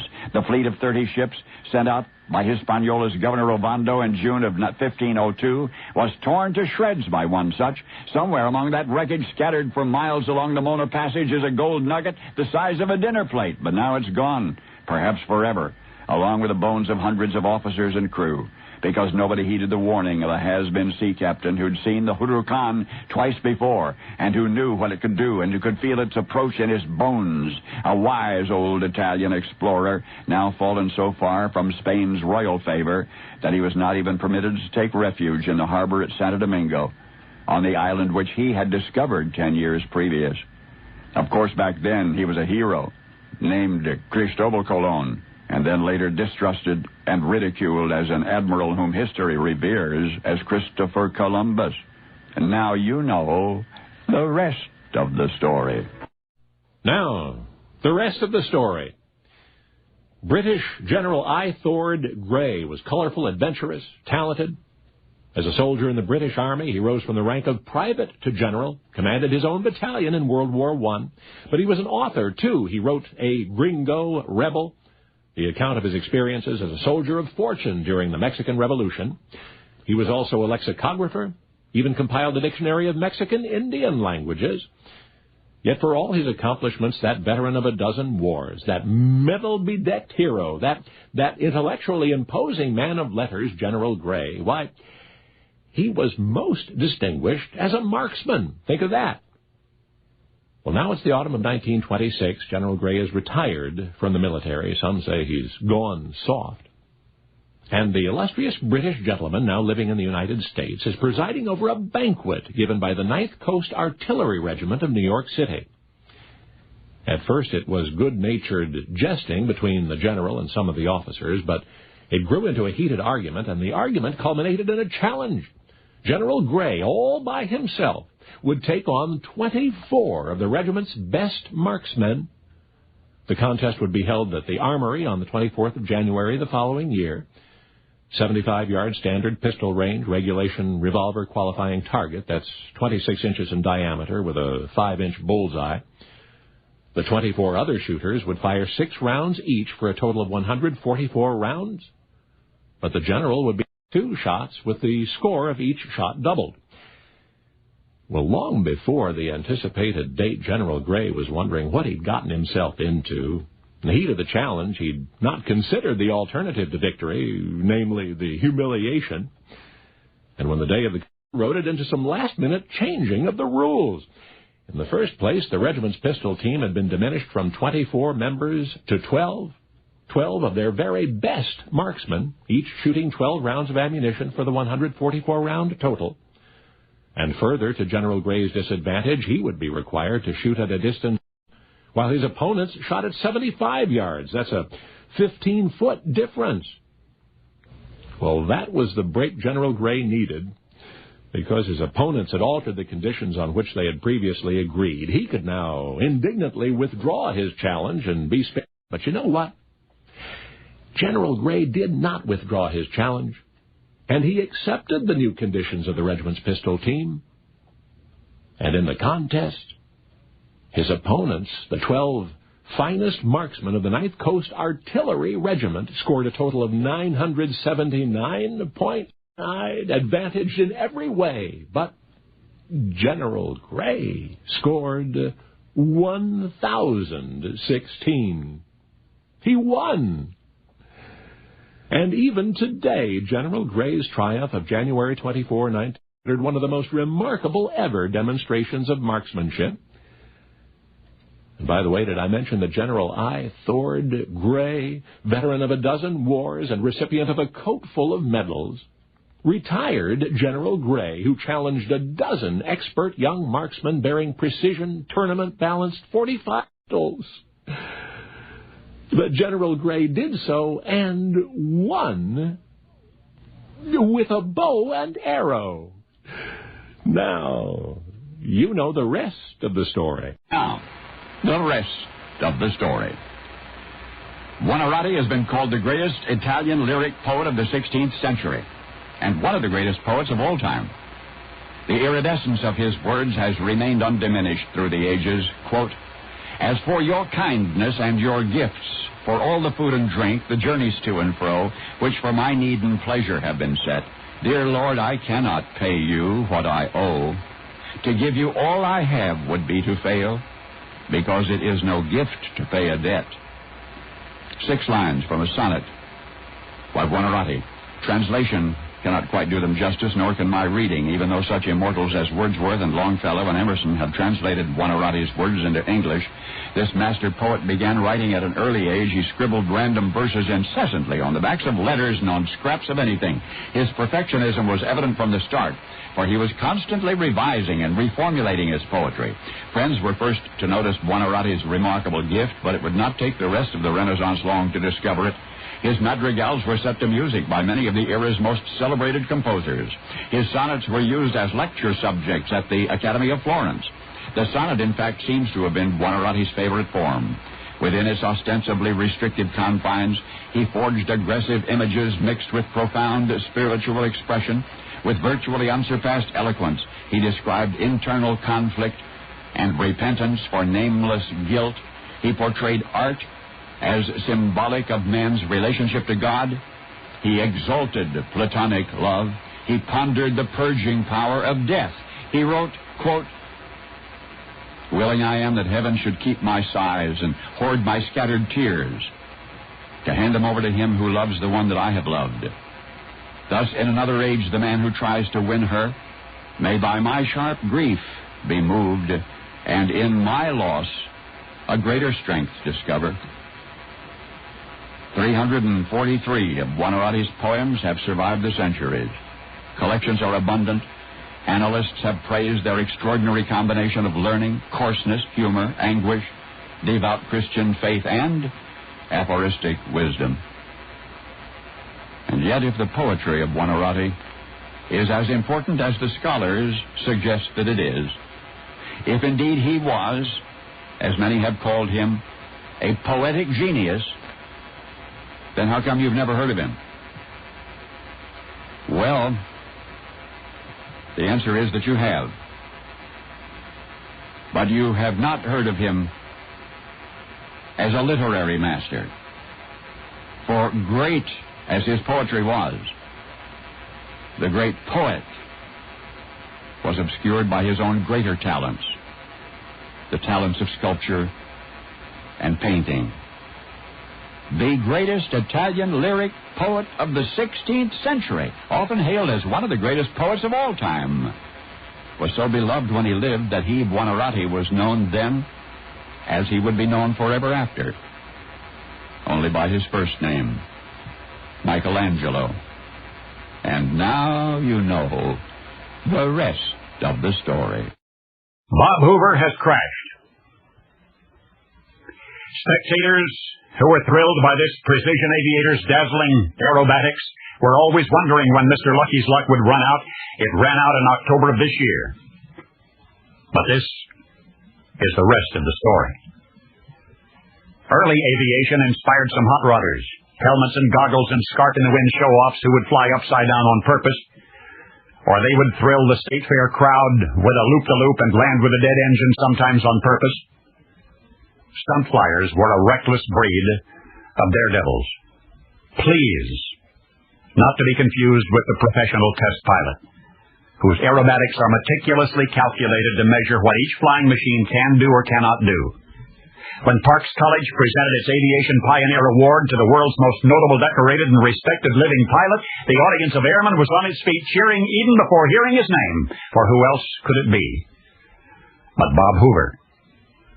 With Bob Hoover's loving hands on the controls, a flying machine will do things it would never do for anybody else. In the Army Air Corps, he was legendary, developing pilot confidence in their aircraft by putting each new warplane through a hair-raising ring-out of rolls into a feathered engine, rolls with both engines feathered, tumble recovery, even rolls in a B-17. Bob Hoover. He flew Spitfires in support of the invasions of Sicily and Italy. After 58 combat missions, he was shot down, imprisoned, escaped.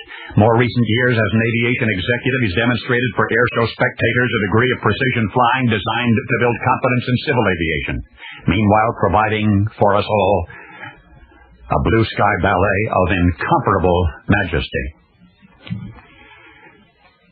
I am among the privileged. I have flown with Bob Hoover. I have watched with awe those artistic hands as they completely mastered the machine, once taking him and it and me just 6 feet off the runway, and upside down, and then cutting both engines off. Bob Hoover, how and why did you learn to fly more artfully than anybody? And now I quote, I was 5 when Lindbergh turned every young boy's eyes toward the skies. But when I was 14 and got into an airplane for the first time, I grew deathly ill. I was terribly embarrassed. Still, I was determined, and by 15 I'd soloed. I'd get in, get sick, get out, throw up, get in again, and gradually I forced myself to do stalls and spins and wing-overs one after another, pushing my limits of tolerance further and further and further. Bob Hoover, the pilot's pilot.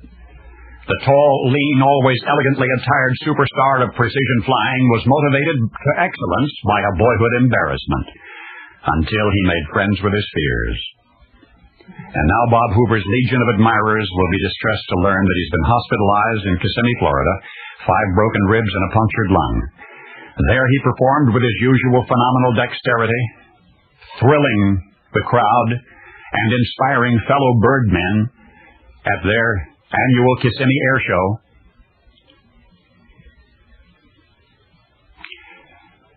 And then afterward, driving out of the airport parking lot, he was broadsided by another car. And now you know the rest of the story. Copyright Golden Navy. Now, the rest of the story. December 1936, the Industrial Home for Children in Woodstock, Illinois. It's midnight, and someone is singing. Awakened by the soft, sweet melody, Oscar Allred, the manager of the children's home, rises from bed, puts on his robe. He must investigate. Which of the orphans in his charge, he wonders, is singing in the middle of the night? Well, first, Mr. Allred inspects the sleeping quarters, but passing room to room, he finds nothing but darkness, silence, because now the singing has stopped. Well, next morning, Mr. Allred calls the boys and girls together and asks who was singing last night. Well, the children regard one another with wide eyes, but no answer. No one is going to be punished, Mr. Allred assures them. He'd just like to know who and why, but still nobody answers, and the matter is forgotten almost. Because that evening, after the lights are out, Mr. Allred is still awake in his room. If it's a prank he reasons, then surely the little culprit won't be able to resist a repeat performance. And sure enough, minutes later, Mr. Allred is once more in slippers and robe and out in the dark hallway and trying to discern the source of that sweet, small voice. Now, one place he'd not looked the night before was the basement. So quietly, Mr. Allred went down the stairs, and there, as he had expected, he apprehended the mystery serenader, who turned out to be the youngest orphan at the children's home. Her name was Minnie. But Mr. Allred was wrong about this being a joke. Minnie just liked to sing in privacy, and she sang very well. Well, considering her harmless intentions and her remarkable talent, Mr. Allred could hardly be angry. In fact, right then and there he got an idea. The following day he made 2 or 3 phone calls to the media. It was a great story, after all, a gifted orphan singing in the dark with an untrained yet entirely beautiful voice, soothing, mellifluous, and a 2-octave range.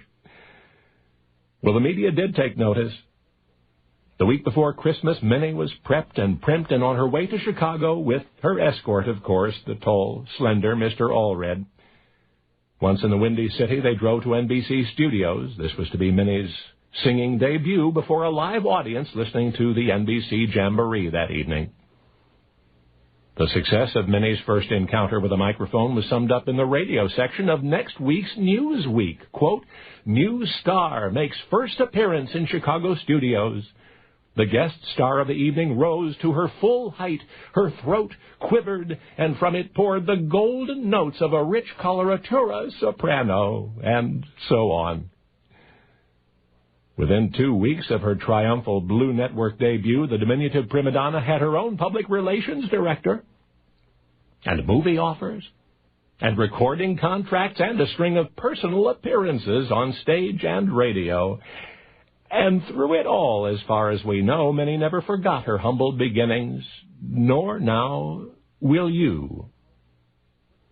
Because little orphan Minnie, discovered while singing in the cellar of the Industrial Home for Children, the vocalist who set the nation on its ear and thereafter was hailed as, quote, the phenomenon of the century. Why, she was a real live singing mouse.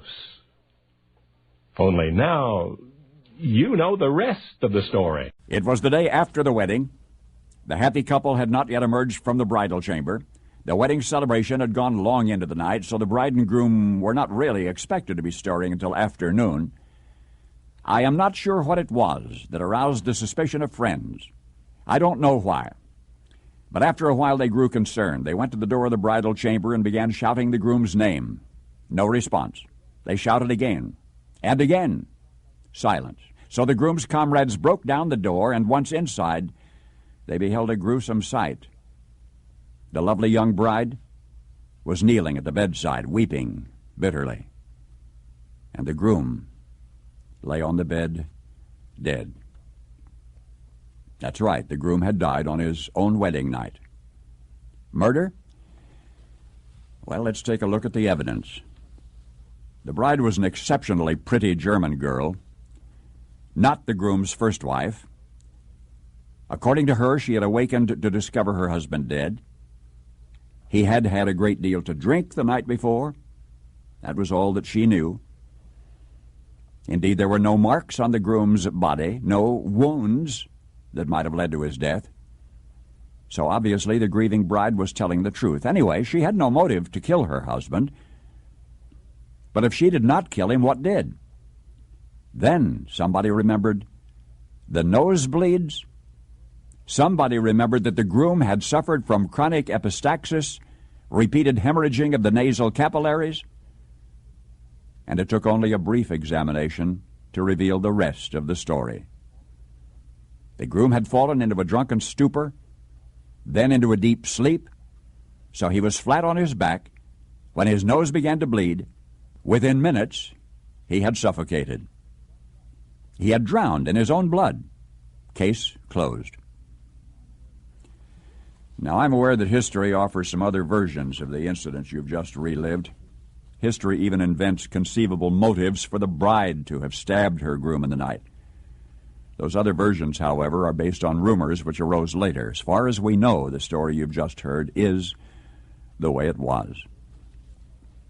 It would be of no interest to us today, more than 1,500 years later, except for the groom's impact on his own era.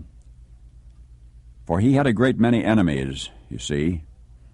It was not at all unreasonable initially to suspect his young bride, Ildiso, of murder. And yet apparently the groom's demise occurred just as you have heard. Too much booze and a resultant nosebleed. It's an odd end for a man once called the Scourge of God. For a man whose name struck terror throughout the entire Western world.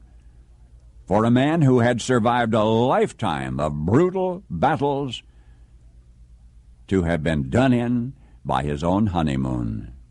The reputedly indestructible Attila the Hun had partied himself to death. And now you know the rest of the story. Well, the rest of the story. Her name was Fairy. Fairy Muriel Lind. She's remembered among the most extraordinary American scientists of the 20th century. Her earliest research projects were conducted at Michigan State. It was at Oklahoma State University where she moved her operations in the autumn of 1952, and that was to become her residential and scientific home for more than 3 decades. The focus of her research was antibiotics, and all antibiotics are produced by soil microorganisms. In addition to identifying antibiotics and evaluating their disease-fighting potential, Fairy Lind conducted much of the pioneer research in aflatoxins. These are mold carcinogens often found in most peanuts. It was a serious problem in those days because peanuts were frequently consumed with little processing. The Lind aflatoxin project was considered so significant that it drew more than $500,000 in grants from the National Institute of Health. As an outgrowth of this research, Ferry Lind went on to identify other cancer-causing agents. Now, it's 1971. Ferry Lind revealed her enzyme assay techniques before the International Mycological Congress at the University of Exeter in England. In 1973, she similarly addressed an audience of world-renowned scientists at the Pasteur Institute in Paris. In 1975, she was asked to speak on applied microbiological techniques at England's University of Canterbury. In 1981, she received a National Science Foundation grant to present a paper at a prestigious international meeting in Sri Lanka. And yet, despite the worldwide recognition she received during the last 15 years of her life, Ferry Lind remained, to a surprising extent, the world's scientific community's best-kept secret. A couple of reasons. One was her own modesty, but there was something else. Scientist Fair Muriel Lind labored in the shadow of another scientist, a man to whom she generously offered much of her own hard-earned credit, J.Q. Lind, Ferry's husband. Curie-like, they worked together, generating research which became the benchmark for research to follow. And yet Ferry, the shy scientist, stayed as much as possible in the comfortable background. Even after her cancer was diagnosed in 1984, even after she was confined to a wheelchair, Ferry Lind continued to be productive, laying the groundwork upon which her husband could base scores of scientific papers and projects. She passed away in the summer of 1986. Did I mention that Ferry and J.Q. had met in 1940 at the University of Arkansas, where both of them worked in the business office? After the Second World War, J.Q. resumed his scientific studies and earned his master's and his doctorate degrees, but his young wife, Ferry, with 2 small children to bear, had little time for academics. And yes, I do mean to say that Ferry Muriel Lind, now one of the most respected and renowned microbiologists in American scientific history, that she learned over her husband's shoulder and earned not one college degree in all of her career. Not one, yet produced some of the most astonishing, the most innovative research in her field, with only a high school diploma. And now you know the rest of the story. Now, the rest of the story. It was Edward Noble's fondest boyhood dream to make a fortune, to get rich. Ed attended Syracuse and Yale universities. He kept himself in pocket money as a reporter for the Watertown Daily Times, as treasurer for the Governor Athenian Society, as manager of a dining club. Each of those ventures was a moderate success, but the end of the rainbow was still beyond the horizon. When Ed left Yale, he chose advertising as his profession. He joined the New York advertising firm as a space salesman, became familiar with the profits made in advertised specialties, and he kept his eyes open for a specialty item he might promote on his own. Ed Noble discovered that item in 1913. He was 30 by then, and he had met a Cleveland chocolate manufacturer named Clarence Crane. Crane produced Mary Garden chocolates, among other confections. One of his lesser products intrigued Ed Noble. It was a peppermint candy. A peppermint-flavored candy which Crane manufactured on a pharmaceutical pill machine. Ed suggested it might be marketed as an after-dinner mint. Crane was reluctant, said the product was a slow mover. Ed remained confident in his promotional idea. Eventually, the two compromised. Ed could have the trademark and the entire stock of peppermint candy for $5,000. Well, Ed didn't have $5,000, but he cleaned out his savings, borrowed from friends, came up with $3,900. All right, it was a deal. But now Ed Noble, the young man who was going to make a fortune in advertising, was broke. On the bright side, he was in business for himself, but he was stuck with what seemed to many the least likely product in the history of the candy industry. So you know what he did? He walked into the nearest saloon, told the proprietor to keep the cardboard display container of peppermint candy beside the cash register. On the cardboard container was printed 5 cents. Now make sure, Ed told the proprietor, to give your customers at least 5 cents in change whenever you can. And the proprietor did.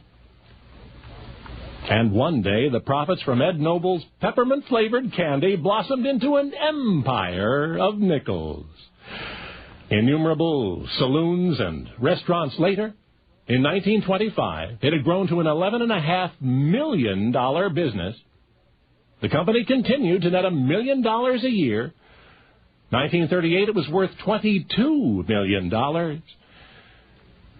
In fact, Ed Noble's nickel-at-a-time after-dinner mint fortune eventually acquired, among other things, this ABC network. For many years, Ed continued to manage the details of what he called a happy, whimsical little business. The cash register candy, his nothing enclosed by a circle. So next time you stand at the supermarket checkout counter and see that conglomeration of nickel-knacks over, around, and under, and on, inundating the cash register, you'll remember how it all began. The day Ed Noble taught that technique and made a mint. The hole-in-the-middle mint you know as the Lifesaver. Only now, you know the rest of the story. Now, the rest of the story. Could it be true that we were to have had more Mozart? After all, he'd given us, 23 operas? Hundreds of other vocal works, both secular and liturgical. Hundreds of orchestral compositions, including 48 symphonies, 58 concerts, virtually innumerable additional works, sonatas and fantasies, fugues and rondos, minuets, variations, divertimenti, duets, trios, quartets, quintets, and on and on and on. Wolfgang Amadeus Mozart was among the most prolific composers who ever lived. Could it be that he had written even more than we had known about? Well, this is the rest of the story. In 1793, 2 years after Mozart's death, a Danish music club in the city of Odense purchased a symphony, the manuscript of a symphony in A minor, 3 movements long, and signed simply Herr Mozart, Mr. Mozart. But somebody in the Odense Music Club was apparently sufficiently impressed with the work to begin copying the manuscript, and yet for some reason this transcriber quit after 4 measures. Thus have only the first 4 bars survived as intriguing evidence of Mozart's A minor symphony, for shortly thereafter the precious original manuscript was lost. In fact, the music had found its way into the cellar of the county hall, where it was stored among comparatively worthless manuscripts, and even after the local council cleaned out the basement storerooms and presented the dusty manuscripts to the Odense Orchestra in 1943, even then, 150 years later, nobody realized that a priceless treasure was somewhere in the pile. It was not until 1982 that the Odense Orchestra librarian finally began sifting through that pile of paper and discovered the A minor symphony, its title page crisp with age, but autographed by Mozart. The librarian's first thought was that he'd found the work of another Mozart. Experts would have to be consulted. The world's finest musicologists were apprised, and tantalized, they converged to study the manuscript. It was not possible, was it? Yes, the composition bore the unmistakable mark of Mozart's genius, but with no date indicated on the manuscript, it would take many weeks of musicological detective work before the authorities could confirm their suspicions. It took 6 months, and at last the experts were able to determine the A minor symphony was indeed composed by Wolfgang Amadeus Mozart. Apparently late in the year of 1764. The manuscript is unmistakably authentic, and still it's hard to believe. A master work lost and found, that happens, but the date is the incredible part. For in 1764, the date ascribed to this full-fledged 3-movement symphony for violins, cello, double bass, oboes, bassoons, and horns. In 1764, the great Mozart was only 8 years young. And now you know the rest of the story. Dr. Charles L. Dodgson was a most remarkable man. He was an ordained deacon. He was a brilliant mathematician. He was a talented artist. He was a photographer. And he stammered. This speech impediment was a source of much embarrassment. And yet, had it been otherwise, he might never have accomplished the one thing for which you remember him today. Charles Dodgson spent 47 years at Oxford.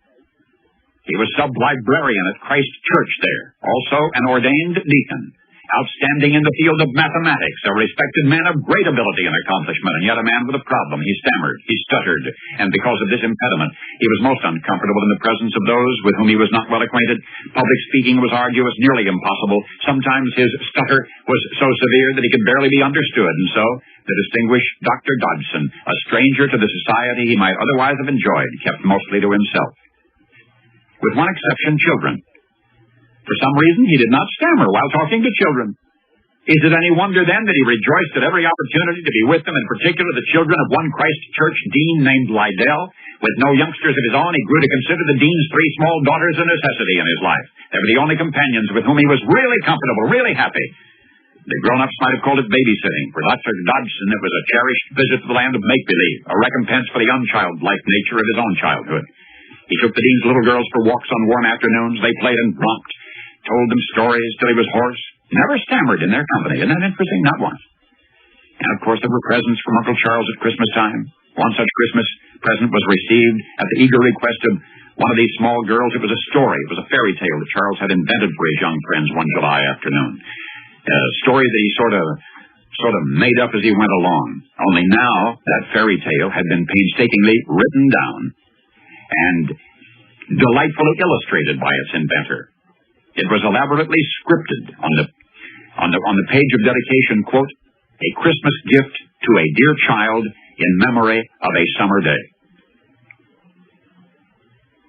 I'll bet you that you have never read Dr. Dodgson's weighty works on mathematics. I'll bet you've never seen one of his sketches or photographs. Yet once upon a time, there was a deacon at Christ Church in Oxford, England, and he stammered. He stuttered so badly that he was miserably uncomfortable in a world of adults. And so he retreated to the companionship of children. And sharing his imagination with them, he did not stammer. And one of those fairy tales he composed spontaneously for one of the youngsters he loved. One of those stories somehow got into print. It was intended only for the eyes of little Alice Liddell. Nevertheless, eventually it was published, and because it was, a world of us have lost ourselves for a precious while in the kingdom Charles Dodgson created. In the story he wrote about the White Rabbit and the Queen of Hearts and the Mad Hatter, Charles Dodgson wrote under the pen name of Lewis Carroll. And Lewis Carroll took the whole world along with Alice in Wonderland. And now you know the rest of the story. In 1961, the doctor became a patient. 68-year-old Dr. Louis Camuti, hardly sick a day in his life, suddenly stricken with a condition which not even a physician of his experience could identify. In a New York City hospital, Dr. Camuti's own doctors attempted to diagnose the mysterious illness. There were many tests, and finally, after 10 days in the hospital, Dr. Camuti was told the rest of the story. His condition, although to an extent controllable, was incurable. Continuing his medical practice would be out of the question. Well, Dr. Camuti pondered his medical verdict. He reflected on his own 40-year medical history. He made up his mind that no matter the discomfort, no matter the threat to his personal health, he would not abandon his patients. Dr. Camuti's practice would go on. And east side, west side, all around the town, a sigh of relief could be heard. For Dr. Louis Camuti was among the last of his breed, a priceless commodity in an era of depersonalized production line medicine. He was a doctor who made house calls. Oh, he had an office, But he spent very little time there, 8 to 9 hours a day. He was out in the community, in and around New York City, visiting his patients. Because parking was almost always a problem, Dr. Camuti's wife, Alexandra, drove him everywhere. And because the doctor believed so strongly that a patient is better off convalescing in his or her own home, he, Dr. Camuti, often performed minor surgery as a house call. Oh, of course, he would seek out sterile operating rooms for complex surgery, but more often than not, Dr. Camuti's surgery was performed on a patient in that patient's private residence. After 4 decades of cultivating unequivocal trust, the good doctor had become something of a Manhattan legend. So very many depended upon him.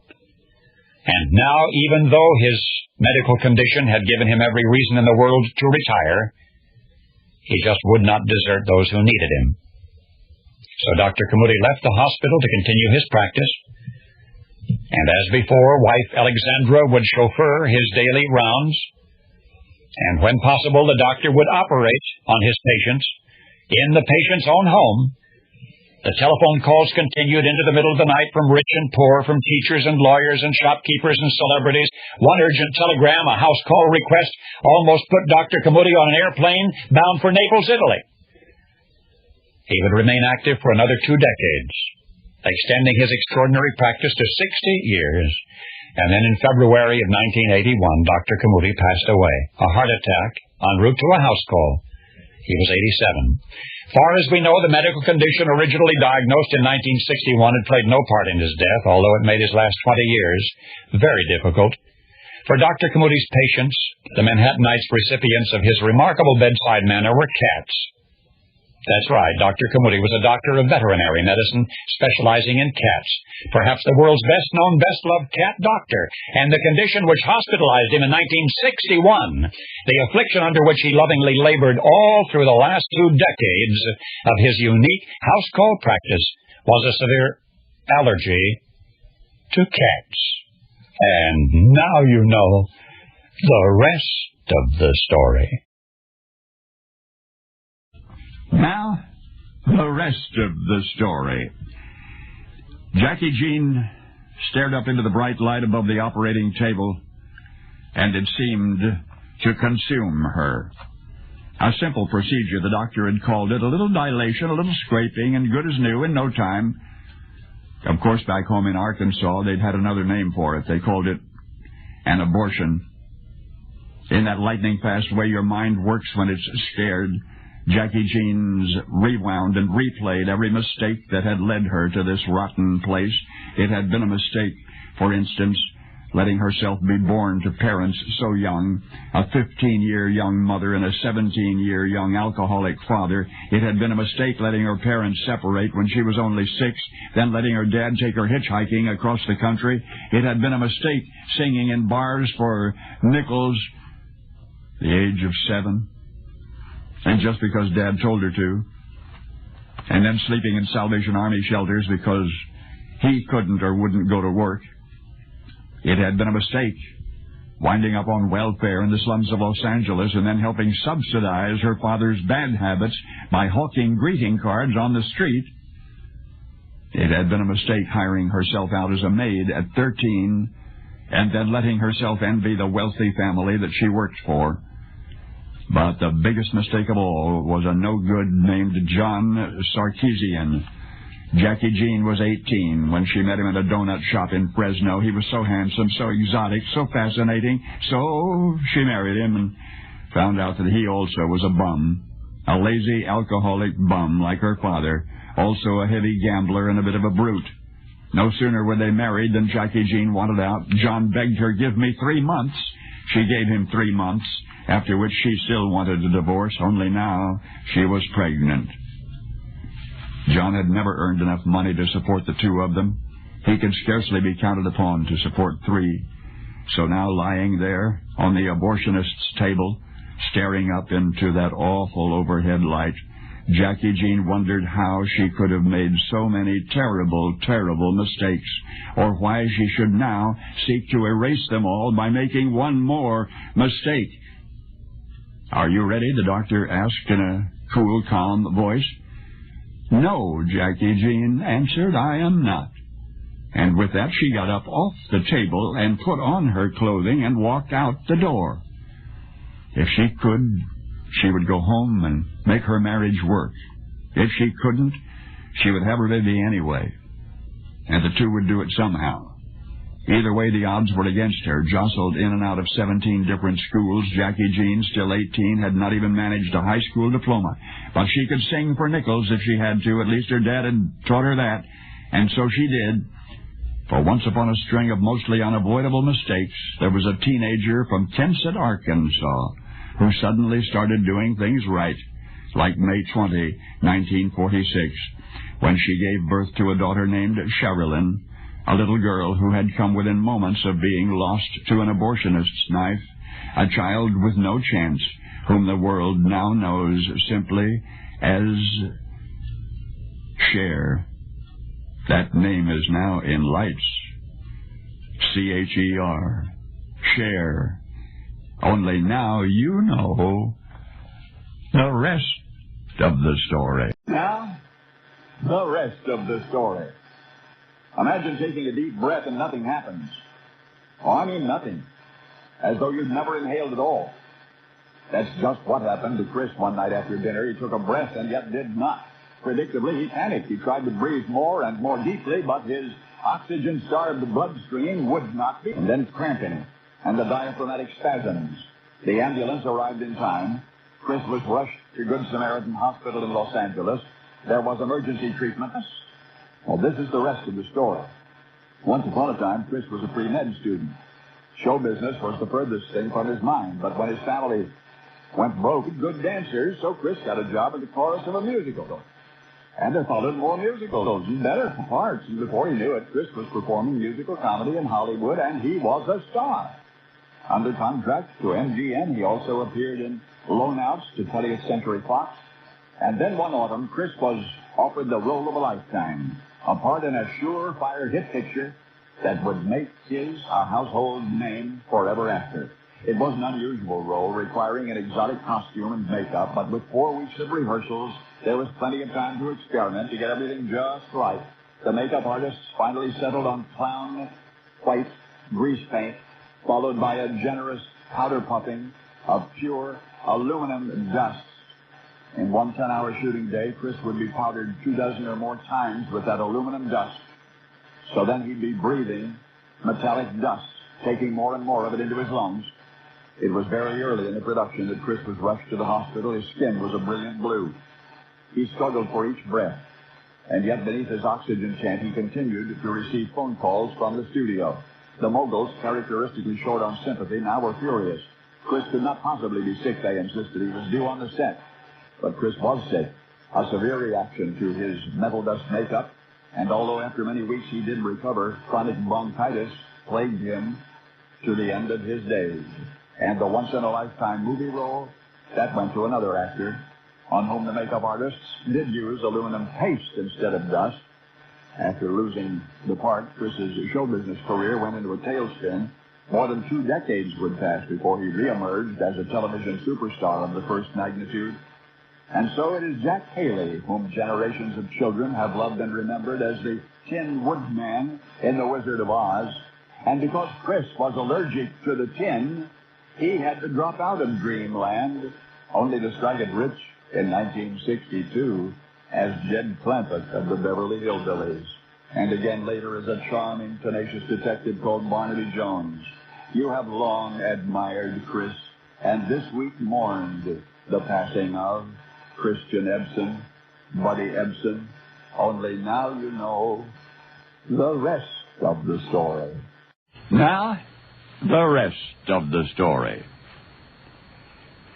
Mr. Joshua Tatum was a dignified, well-dressed, cultured-appearing man to begin with, beyond which there was the glow of kindness in his eyes. So, when he strode into the Boston Tobacconists that day in 1883, the proprietor had no reason to be skeptical, none at all. What happened was this, and follow me closely now. The genteel gentleman placed a brand-new $5 gold piece on the counter and pointed to a box of the shop's finest 5-cent cigars. The shopkeeper smiled, withdrew one of the cigars from its box, presented it to the customer along with $4.95 in change. Clear enough? $5 gold piece, 5-cent cigar, $4.95 in change. Well, Mr. Tatum did a lot of shopping like that around Boston that year, and he grew rich thereby. Why is the rest of the story. For in 1883, the United States Mint unveiled a completely new design for the nickel. It was based on the ubiquitous Liberty coins of that era. In fact, the front or obverse of the new nickel was nearly identical to that of the current $5 gold piece. Equally interesting, the back or the reverse of the new nickel prominently displayed the Roman numeral V for 5 without specifying 5 what. So, you had the Liberty obverse and the motto E pluribus unum with just plain 5 on the reverse. So yes, if only the new nickel were gold in color, it might easily have passed for the contemporary $5 gold piece, and it did. For no sooner were the new nickels placed in circulation than the unsuspicious appearing Joshua Tatum obtained a great many of them and gold-plated them. With a reserved smile, he began cruising the stores, downtown Boston first, eventually all over New England. Finally, after successfully passing several thousands of his numismatic hybrids, Mr. Tatum was caught. By the time the case went to trial, the prosecution was thoroughly prepared. A seemingly endless procession of merchants were willing to testify to variations on the theme that you've observed. The defendant would point to a 5-cent item, he would present what looked like a $5 gold piece, and he would receive $4.95 in change. Then it was the defense attorney's turn. Had Mr. Tatum ever once requested change? No. Was it illegal to plate United States coins with gold? No. Final witness for the defense was Joshua's personal physician. Indeed, the doctor testified his patient was utterly mute, completely deaf, could neither have stated nor have asked, nor have heard anything during encounters with the store clerks. The jury acquitted Mr. Tatum of all charges against him, following which he strode from the courtroom and into obscurity. But the world would hear from him again, and again, and again, and again. As for the nickel in question, it remains a rare one to this day, as the Mint hastened to add the letters CENTS to all nickels subsequent. And Joshua Tatum, who made a fortune gold-plating common sense, how often we have taken his name Joshua in vain. For it is in the execution of the perfect ruse that one is said to be joshing. Well, now you know why. Because now you know the rest of the story. Now, the rest of the story. It was an honor, most agreed, to have the distinguished Senator Edward Brooke as a speaker for commencement exercises, but it was a mistake, some believed, to allow a student to speak also. The fears of the latter were confirmed on graduation day because in Diane's speech, the first ever commencement address given by a student at that college, in that speech she rebuked the senator, the school's guest. He lacked relevance, was how she put it. The word of Diane's impertinence eventually reached home, of course, where old friends just shook their heads. Whatever happened to the girl they knew, the sweet, sincere traditionalist, the staunch defender of the establishment? But what happened is the rest of the story. It was in a large yellow brick Georgian house on Wisner Road in a conservative community of smiling faces and unlocked doors where Diane was nurtured to young womanhood. One of her earliest aspirations was to become an astronaut, and as a high school junior, she wrote to NASA to tell them so. Diane was always reaching for the stars. The expectations of family and friends were no lower, a natural leader, some called her. Indeed, she was always winning achievement awards of one kind or another. In her senior year, she was voted most likely to succeed. But most of all, Diane was sensible. An outspoken red, white, and blue American, she campaigned her heart out when Goldwater ran for president. She canvassed from door to door, argued with less sensible friends. Barry Goldwater typified everything Diane stood for. He opposed big government and high taxes. He stressed the need for self-reliant citizens and local autonomy. Goldwater girls, they called them back then. the female conservative youth movement, and Diane was outstanding among them. When Goldwater lost the election, she remained undaunted, even became president of her local Young Republicans. So, whatever happened to Diane? Was it college life, far from the traditions and influences of home, that transformed the Goldwater campaigner into a Eugene McCarthy supporter? That turned the establishment apologist into the sort of liberal who would embarrass a United States senator on her own graduation day? What happened was the Reverend Don Jones, some would say.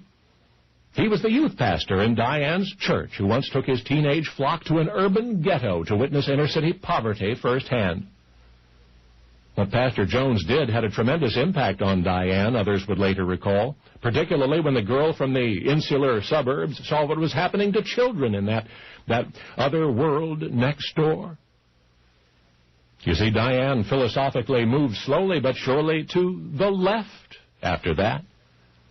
And she's taken a number of people with her on that ideological journey. You know one of them. He became President of the United States. That's right, the would-be female astronaut from Park Ridge, Illinois, the overachieving, flag-waving Goldwater girl, the young Republican who once upon a time would have done just about anything to reduce the size of federal government and lower your taxes. Why, that was Hillary Diane Rodham, whom you know as Hillary Clinton. Only now, you know the rest of the story. Now, the rest of the story. Dave was a train hobbyist. For 40 years or more, he tinkered with working scale model steam engines. His Sherman Oaks, California backyard was woven with hundreds of feet of railroad track. His 16 models of famous old puffer bellies comprised one of the country's most extensive private collections. And at 1/8 scale, the locomotives were actually large enough to ride. Now, visitors to Dave's home were understandably impressed, and at least one was inspired. Dave was in his backyard one day working on one of his trains. He thought he was alone. But then a voice awakened him from his deep concentration. It was a friend who'd come to visit. Now, this fellow had never seen Dave's backyard layout before, and he was appropriately astounded. When had Dave found the time to put all that together, he asked. Well, every spare moment, Dave answered. Would his friend like to take a spin around the yard on one of the engines? Would he ever? Now, picture the two grown men riding those tiny trains all afternoon, inspecting them, marveling at them, laughing out loud like children on Christmas morning. At one point, Dave's grown-up playmate scratched his chin. An idea.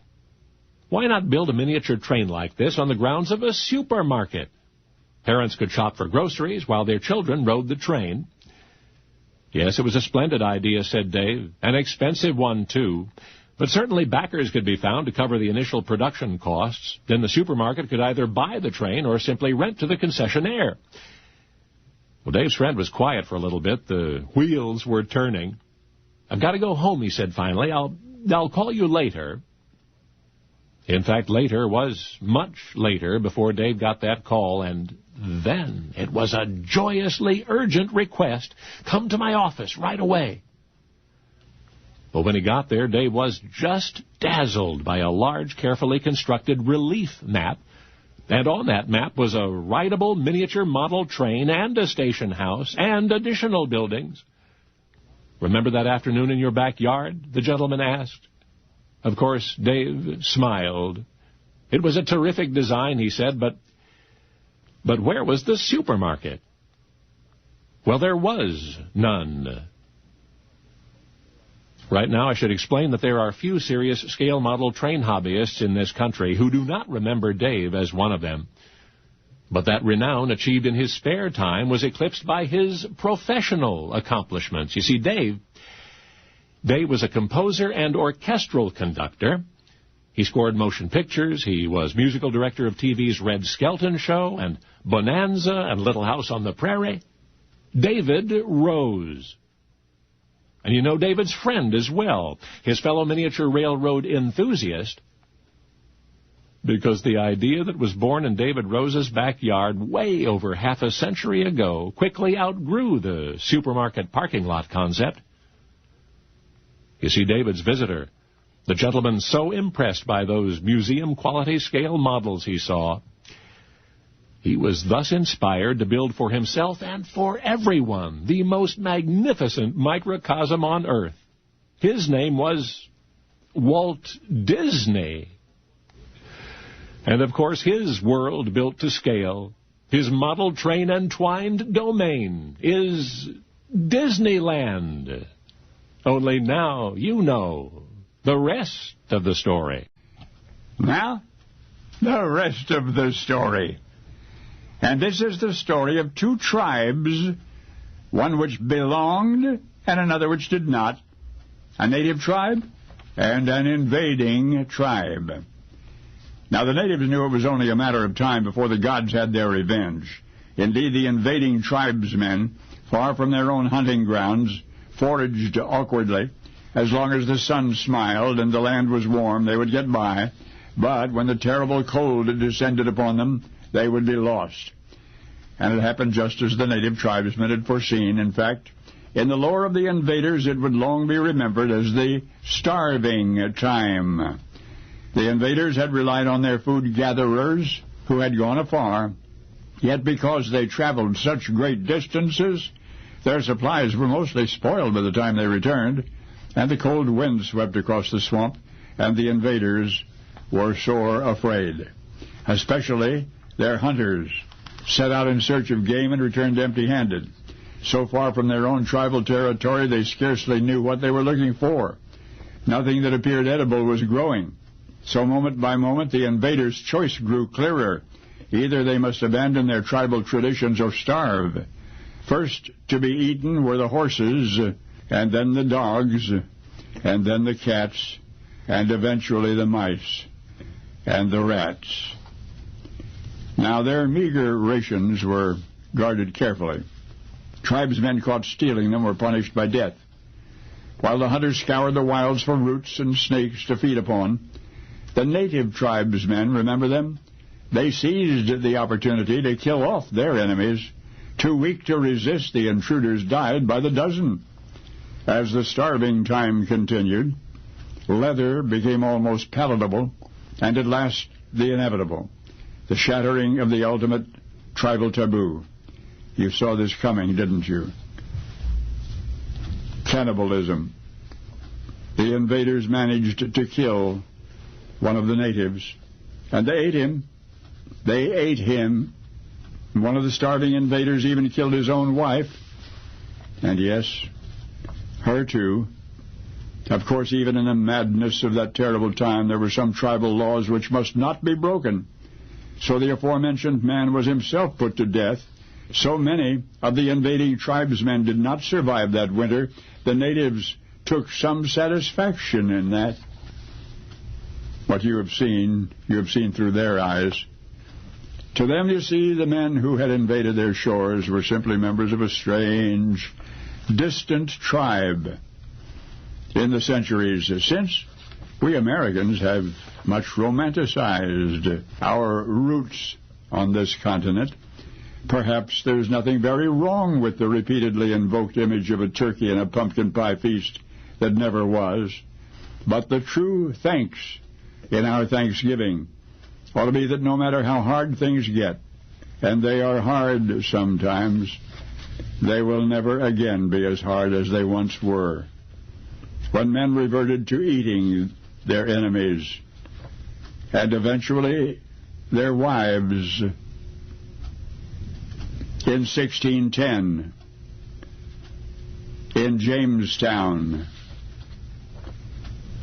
Now you know the rest of the story. Now, the rest of the story. Before she was finished reading the terse telegram, Amy's eyes were flooded with tears. It was news of what had happened to her estranged husband, Charles. There was a fancy name for the illness that had taken his life, but Amy knew the plain language of it. Charlie Cloyd drank himself to death. At once, in Amy's mind, echoed his last words, Charlie had said, "If you leave me, I'll be a dead man in 6 months." And that was 6 months ago, almost precisely. And then burning through the ice of those prophetic words came her memory of a happy autumn, 3.5 years past, of the day Amy and Charlie met. Amy's father, the school board president in Belton, Missouri, had recently hired handsome young Charlie Cloyd. The new teacher had not only been a captain in the Army, but also a full-fledged medical doctor. His brilliant brain had long since absorbed several languages in which he remained conversant. Amy had never met anyone quite like him before. Charlie Cloyd, who was new in town, became a boarder in the household of Amy's parents, George and Mary Moore. It was through this opportunity to observe him on a daily basis that Amy's father learned the shocking truth. His new teacher, while charming and intelligent, was an alcoholic. Dr. Cloyd was skilled at concealing it, and yet it was a fact nonetheless, a fact learned too late to save George Moore's daughter, who by then had fallen helplessly in love with him. The Moores fought back, forbidding Amy to be in the same room, any room, with Dr. Cloyd, unchaperoned, and soon Amy and Charlie had devised an elaborate and surreptitious method of communication. They made plans to marry. Amy's parents now realized it was futile to resist, and so with 4 days before Amy's 21st birthday, she became at once Mrs. Charles Cloyd and the most miserable woman in the world. In fact, Charlie showed up for the ceremony drunk. Despite Amy's anguish and his own promises to reform, he pretty much stayed drunk for the rest of his life. Amy tried to rescue her husband, often bundling herself in a shawl, setting out in the darkness to retrieve him from some lair, but she was never able to. Along the way, Charlie Cloyd managed to father a child that he was never to see. By the time little Charlene was born, Amy had returned home to her parents in Belton. You have revisited the day she got the telegram saying that Charlie was dead, but the whole world remembers what came of her grief. For once upon a time there was a daring temperance crusader who urged social reform with a prayer and a hatchet, who in the company of a few hymn-singing supporters swept like an avenging angel from town to town, preaching to drunkards and destroying the places where they drank. And as the aggressive temperance movement she founded gained momentum, those caught in the wake of its fury wondered what on earth could have made this woman so upset. Well, now you know, because you remember hatchet-wielding Carrie Amelia Moore Cloyd by her second married name, Carrie Nation. Only now you know the rest of the story. Now, the rest of the story. Once upon a time, on the deadly borderline where Hell's Kitchen butts Harlem, there was a New York street punk named Jack. He ran with a gang. He rumbled with fists and rocks and knives and zip guns. He aimed to own the pavement. He was 8 years young. But Hell's Kitchen grows a boy into something more or less before your eyes. Jack grew quickly. He learned the ins and outs and ups and downs of guarding the turf and watching for cops and knowing the score and staying alive. But one day, while playing hooky from his prep school for hoods and cons, Jack encountered something unexpected in himself. Jack's older sister wanted more out of life than the prison of Hell's Kitchen, so she enrolled in a dancing class, and the little tough guy made fun of her for doing it, until one day, when she made him come with her. "Somebody's got to keep an eye on you," she told him. "At least I'll know you're not in trouble." So there sat Jack, surrounded by girls his sister's age, and he was watching something that made no sense to him at all. What he did next was perhaps predictable. He tried to disrupt the class. He made faces at the girls when the instructor wasn't looking. He grew bolder and began making irritating noises. What surprised Jack was that even though the dance teacher surely knew what he was trying to do, she ignored him. So he made louder noises. Still, she ignored him. Until the class was almost over, the last item on the agenda was a jumping exercise, and suddenly the instructor spun around and stabbed a finger at Jack. "All right, little brother," the woman said. "If you've got so much energy, get up and do these jumps." And she added, let's see if you can jump as high as the girls. Well, the dare was irresistible. Jack sprang to his feet, determined to prove himself superior. With all of his might, he leaped into the air, and then again, and on the third jump, something happened deep inside him. It was a feeling of inexplicable exhilaration, a feeling of freedom he'd never known before. And all Jack knew for sure was that he wanted that feeling again, and again and again. The next time his sister's dancing class convened, Jack would not have to be persuaded to tag along. This time he wanted to learn with the rest of the students. His buddies in the gang, most of whom were much older, would not have understood, would have called Jack a sissy, might have said or done worse. So the little tough guy would do what he could to avoid exposure. But no way would he abandon that incredible gravity-defying sensation. Not then, not ever. 6 decades have passed since then, during which, in the world of international ballet, there emerged a titanic talent. Jacques d'Amboise, protégé of the immortal Balanchine, member of the New York City Ballet at 15, founder of the National Dance Institute, one of the finest classical dancers of modern times. Now it is said that d'Amboise in his prime was best known for his amazing leaps. That's not at all amazing to you, is it? Because by now you know the rest of the story. The rest of the story. Mr. Merrifield once referred to himself as a faunal naturalist, as a man who vastly prefers a camera to a gun. Many hunters called him oversensitive. He, in turn, called the ordinary sportsman a vigorous and unintelligent butcher. The stuffed head of a butchered beast represents the owner's money rather than his prowess, he said, and such trophies make the owner look absurd, he said. He scorned the wearing of elk's teeth on watch chains. He condemned the killing of birds to decorate women's hats. Mr. Merrifield had a friend once whose profession it was to kill bear and mountain sheep for their pelts. So he called his friend a ruthless butcher of defenseless animals, called him cowardly, contemptible, and wicked, said that what his friend was doing would someday be considered a criminal act. When people, I'm quoting now, when people wake up to the facts. And then after he'd thoroughly denigrated and humiliated his professional fur hunter friend, he offered any amount of money it would take to set him up in some other line of work. The avid conservationist, Mr. Merrifield, was forever quoting other conservationists, preaching that the destruction of forests and forest life ranked among the first of forbidden sins. Oh, a bleeding heart, you would say, these days, though for that quality he has been forgotten. There is something for which you will remember him. There is a gentle legacy which has since touched the lives of children everywhere. You see, Mr. Merrifield had been a career military officer. He was not unaccustomed to killing. November of 1902, he was on a hunting expedition in the deep woods of Mississippi. In fact, when late in the afternoon, the party had pitched camp and a companion went for a walk in the woods, and there, whining piteously by the stump of a tree, was a bear cub, a tiny bear cub, which had apparently become separated from its mother. Well, somebody in the hunting party roped the young bear and led him resisting into camp. "Hey, I found a bear for you all to shoot," he announced triumphantly. At that instant, the ex-Army colonel froze with revulsion. All at once, the insanity of killing and the blindness of those who would kill struck him like a thunderbolt. Through clenched teeth, he responded, no. He most certainly would not shoot that bear cub. And then the subsequent dressing down which he addressed to his companion made sufficient noise to be heard all the way to the next day's newspapers.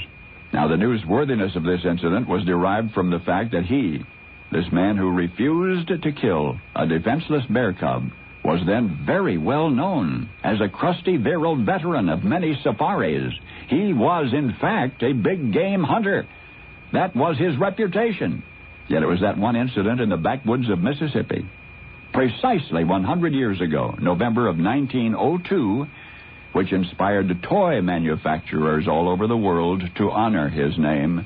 Mr. Merrifield? No, that was an alias that he used while traveling. You remember him as President Teddy Roosevelt. And, of course, the gentle legacy left to children everywhere by the tender heart you never knew is the teddy bear. Only now you know the rest of the story. Now, the rest of the story. He spent only 22 years on planet Earth, but it was enough time to do enough good to qualify him for sainthood. He was Prince Václav of Bohemia, a 10th century Christian ruler of a part pagan nation, and the church later made him a saint. Václav was a well-educated young man whose grandmother led him to Christ, and yet, as was his country, so was his house divided. His own mother and brother became leaders in Bohemia's anti-Christian party and violently opposed him. In fact, it was Václav's mother who conspired to have his Christian grandmother murdered. And the deed was accomplished by two nobles from the opposing party. But the prince had no trouble in discovering his mother's guilt. He would have been justified in having her executed. He sent her into exile instead, and even reconciled with her later on. That's how good was the good Prince Václav. Then it was his brother's turn. His brother was a hot-headed young man who had always been jealous of him, and it was in the summer of 929 that he plotted to assassinate the prince. First, the brother invited Václav to his home to celebrate a religious feast. The plan was to kill Václav at the end of the banquet, but something went wrong and the opportunity was missed. The next opportunity was the next day. The morning of September 28th, the prince went to attend Mass at a small church nearby, and it is said that he never missed a day's Mass, not even when fighting wars. His brother confronted him at the chapel door. Václav once again thanked him for his hospitality of the night before. It is recalled that his brother said, quote, "Yesterday I did my best to serve you fittingly, but this must be my service today." And he struck the prince in the head, and his brother's henchmen finished the job. And as he was dying, Václav begged God's forgiveness for his brother. But it was more than martyrdom that one day won Prince Václav his sainthood. For when he was not battling rebel relatives and heathen nobles, he was striving to civilize his native land. His personal industriousness served as a shining example for his subjects. He devoted himself particularly to reforming the Bohemian judicial system. He ordered many gallows destroyed, many prisons closed. He brought the number of death sentences nationally to an all-time low. "May the love of peace, at home and abroad, animate the country," he said. And his people listened, and posterity honored him, not only with sainthood, but with a song, a Christmas carol, which mistakenly refers to him as a king. For the good prince, known by homelanders as Václav, was the original good King Wenceslas. And now you know. Oh, one thing more. St. Wenceslas had a hobby, and if you judge by how often he did it, it was his favorite hobby. He beat up peasants. I mean all the time. No, really, he invited them over for dinner and beat them up.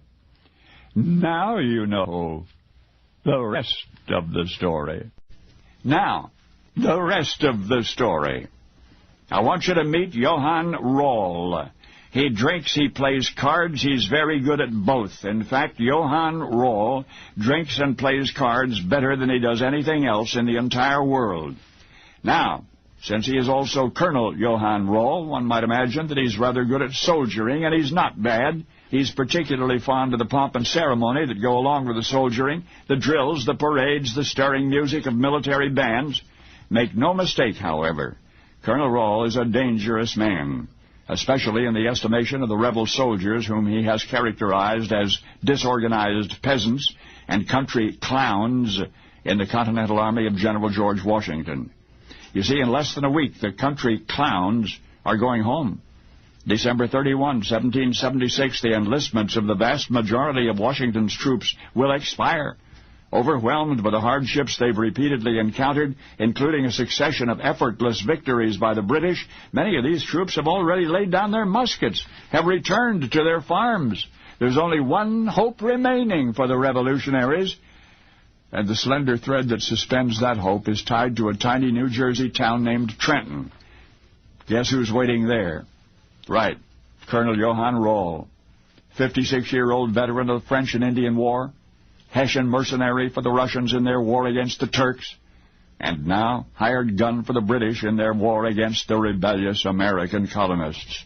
Rall has 3 well-trained regiments garrisoned at Trenton. He's waiting. He's ready. Don't forget, he's positively brilliant at drinking and cards, because this is the rest of the story. The German soldiers at Trenton may be the only group in North America celebrating Christmas in 1776. Not even the English will make much of the holiday until the 19th century. Anyway, Colonel Rall has been looking forward to the Christmas festivities at Abe Hunt's house, because the spirits always flow freely at Abe's, and there's always a card game, and tonight, December 25, Johann Rall is merrily indulging in both. Late in the evening, the colonel's aide enters the room, holding an innocuous-looking piece of paper.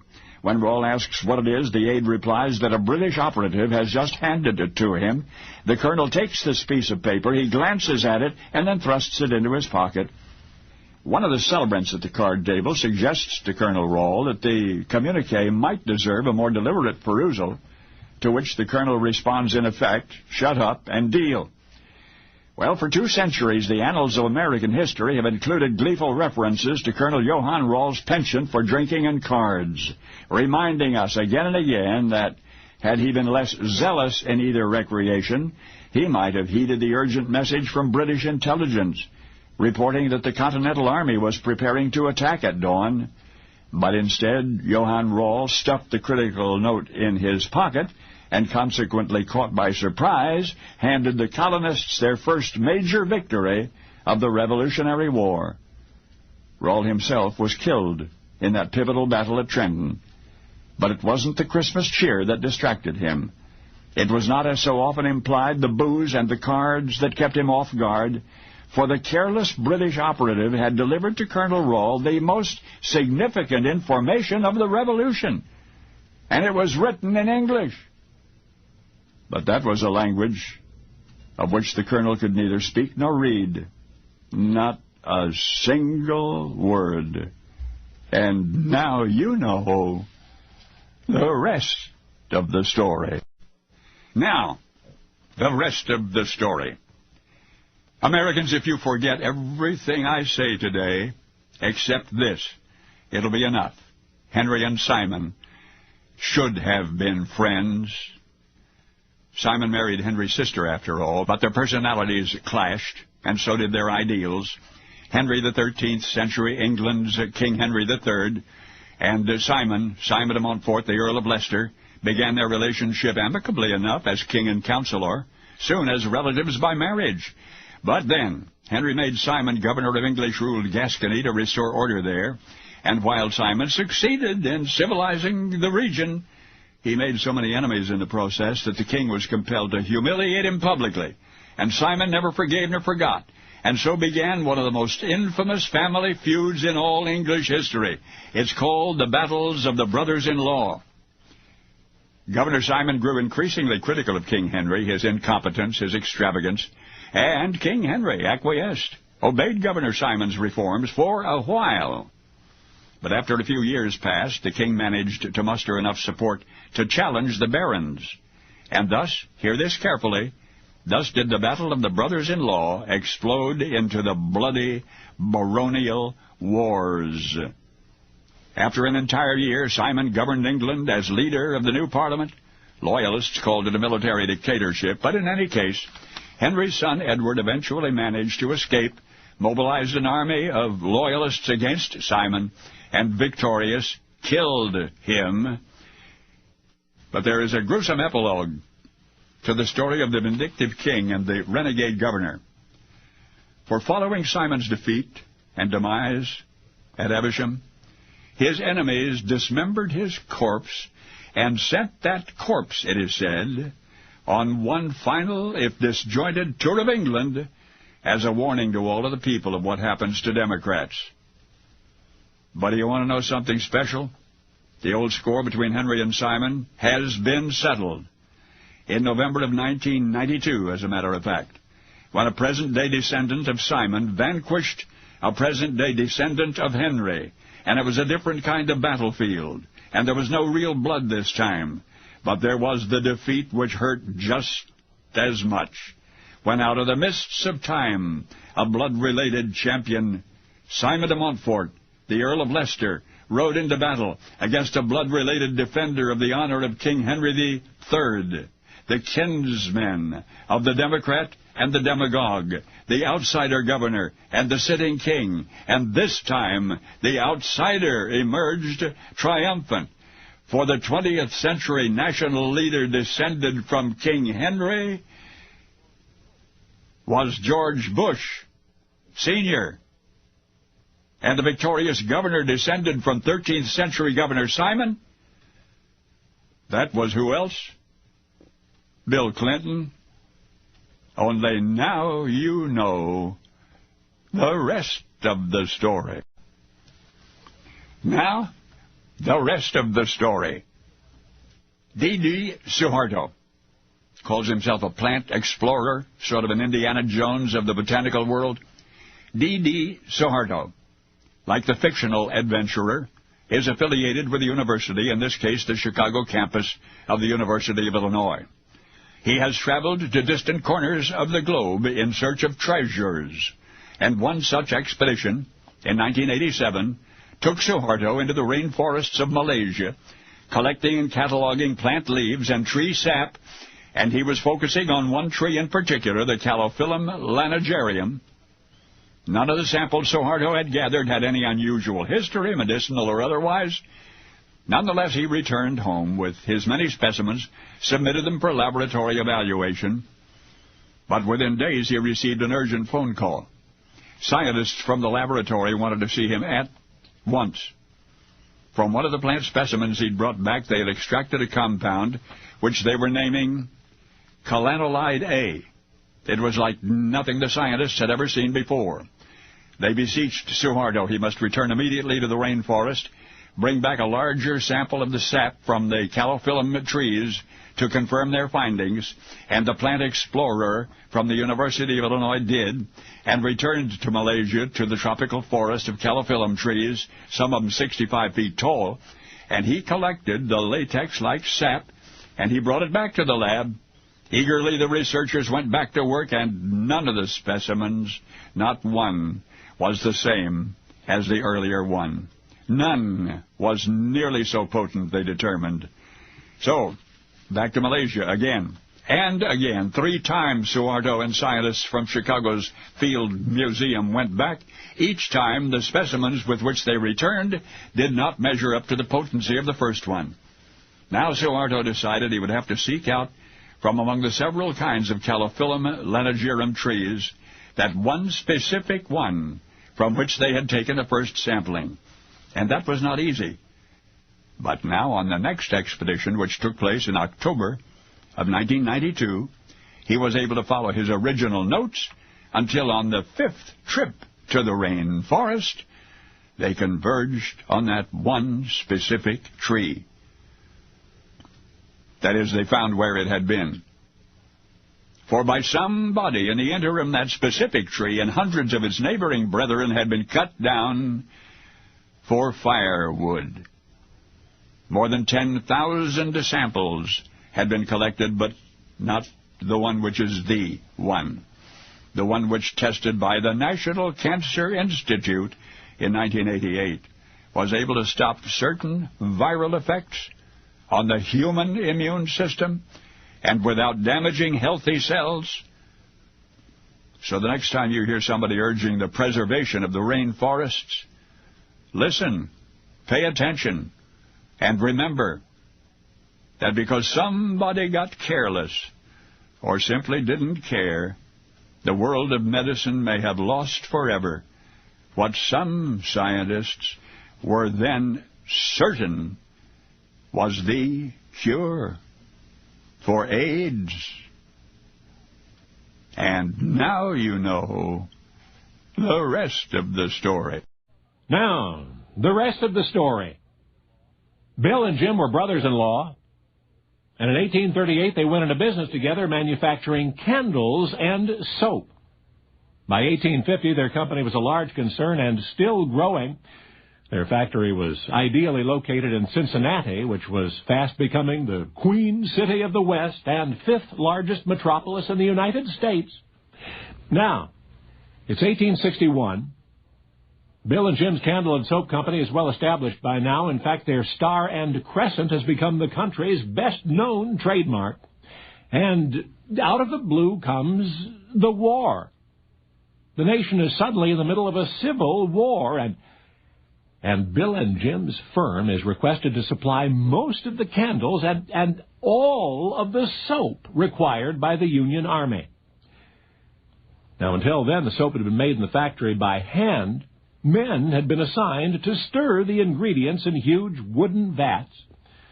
But all at once there were more soap orders than the company could fill, and what to do about it came down to two options. Either release the wartime contract, which of course Bill and Jim did not want to do, or find some way to step up production.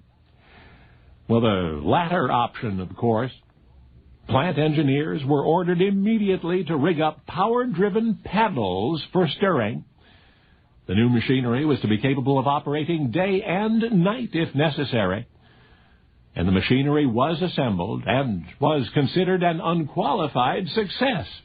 However, there was still human error to be reckoned with. One night, the factory attendant whose job it was to regulate the machinery fell asleep on the job. And like the brooms of the sorcerer's apprentice, the power-driven paddles continued to labor frantically. And when the attendant awakened, oh boy, it was to discover that the mixing machines had beaten 900 pounds of soap into a worthless, frothing foam. No one remembers exactly how what happened next happened. Maybe it was the negligent attendant's attempt to cover up his own mistake. But one way or another, that whipped cream-like mess went on through the standard process. Next day, the plant foreman discovered the blunder and notified the company sales manager. He, the latter, declared, whatever it is, it's not soap. But he said, wait. Let's ship that bad batch to some obscure area where no one will notice. Well, people did notice. But you know what? They asked for more. You see, Bill and Jim, the two brothers-in-law who started a candle and soap company in 1838, they were William Proctor and James Gamble. Procter and Gamble. And their most celebrated accident, the soap created by automation itself. Well, that product was considered undesirable at first because it floated. And it floated right to the top. Because the Bonanza P&G built on a blunder was ivory soap. Only now, you know the rest of the story. Now, the rest of the story. And you're about to meet the most brash young man you have ever met in your life. That's what Claudia Taylor said. She was visiting her friend at work. Her friend Eugenia Boehringer, down at the Railroad Commission office. Jean was on a break, and she and Claudia were talking when this man walked through the front door. Claudia asked, who's he? It was an idle question, not an interested one, but still her girlfriend, in interesting, intriguing detail, responded that painfully slender young man with the wavy black hair was not an employee. He was the bus inspector's son. He was a bit of a wolf. He had asked Jean for a date a while back. She turned him down, but they stayed in touch. And then he asked her to fix him up with one of her friends, and she did. The other girl's name was Dorothy McElroy. She was a co-worker of Jean's, and that's why the bus inspector's son had come down to the office that day to pick up Dorothy for their blind date. But then the young fellow spotted Claudia Taylor, and he introduced himself. He asked Claudia, what are you doing tomorrow? She said she had an appointment at an office downtown. He said, that's right next to the Driscoll Hotel. She said, yes, I suppose. He said quietly, I will meet you at the Driscoll coffee shop for breakfast. Claudia was flabbergasted. This forward young rascal had been rejected by one girl in the office, was dating another girl in the office that very evening, and now here he is making a date for the following morning with a total stranger. Naturally, Claudia said no. But the surprises had only begun.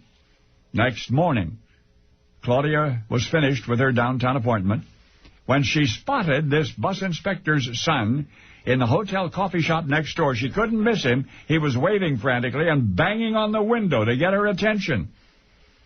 And having succeeded, and also having waited for her for quite some time, he insisted that she had breakfast with him, and, well, she did. And then he took Claudia for a drive in the country. He asked every conceivable question about her. Only after she had answered them all did he volunteer everything he knew about himself, right down to his salary and what kind of insurance he had. And then the bus inspector's son asked Claudia Taylor to marry him. "What did you say?" she responded. He said, "Good. I want you to meet my parents tomorrow." The following day, they went to see his parents. A few days after that, she took him to meet her parents. In a quiet moment, Claudia's father took her aside, and he said, "Daughter, you've been bringing home a lot of boys, but this time you brought home a man." And that was good enough for Claudia Taylor. They were married in the Episcopal Church on the square in San Antonio. For the bus inspector's son didn't always know what he wanted, but when he knew right away. And he knew the moment he met Claudia Alta Taylor at the Texas Railroad Commission office in September of 1934. American history remembers him as dynamic and determined and effective.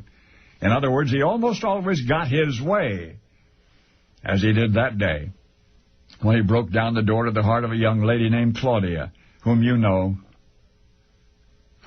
as Lady Bird. That's right. The brash bus inspector's son became President of the United States, Lyndon Baines Johnson. Only now you know how.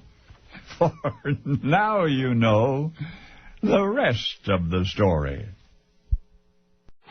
Now, the rest of the story. In the medieval Dutch town of Leiden in the early 17th century, the immigrants were getting restless. There was a significant immigrant population, even back then. You see, the people of Leiden had a motto in those days, a slogan not unlike our own. Give me your tired, your poor, your huddled masses yearning to breathe free, and so on.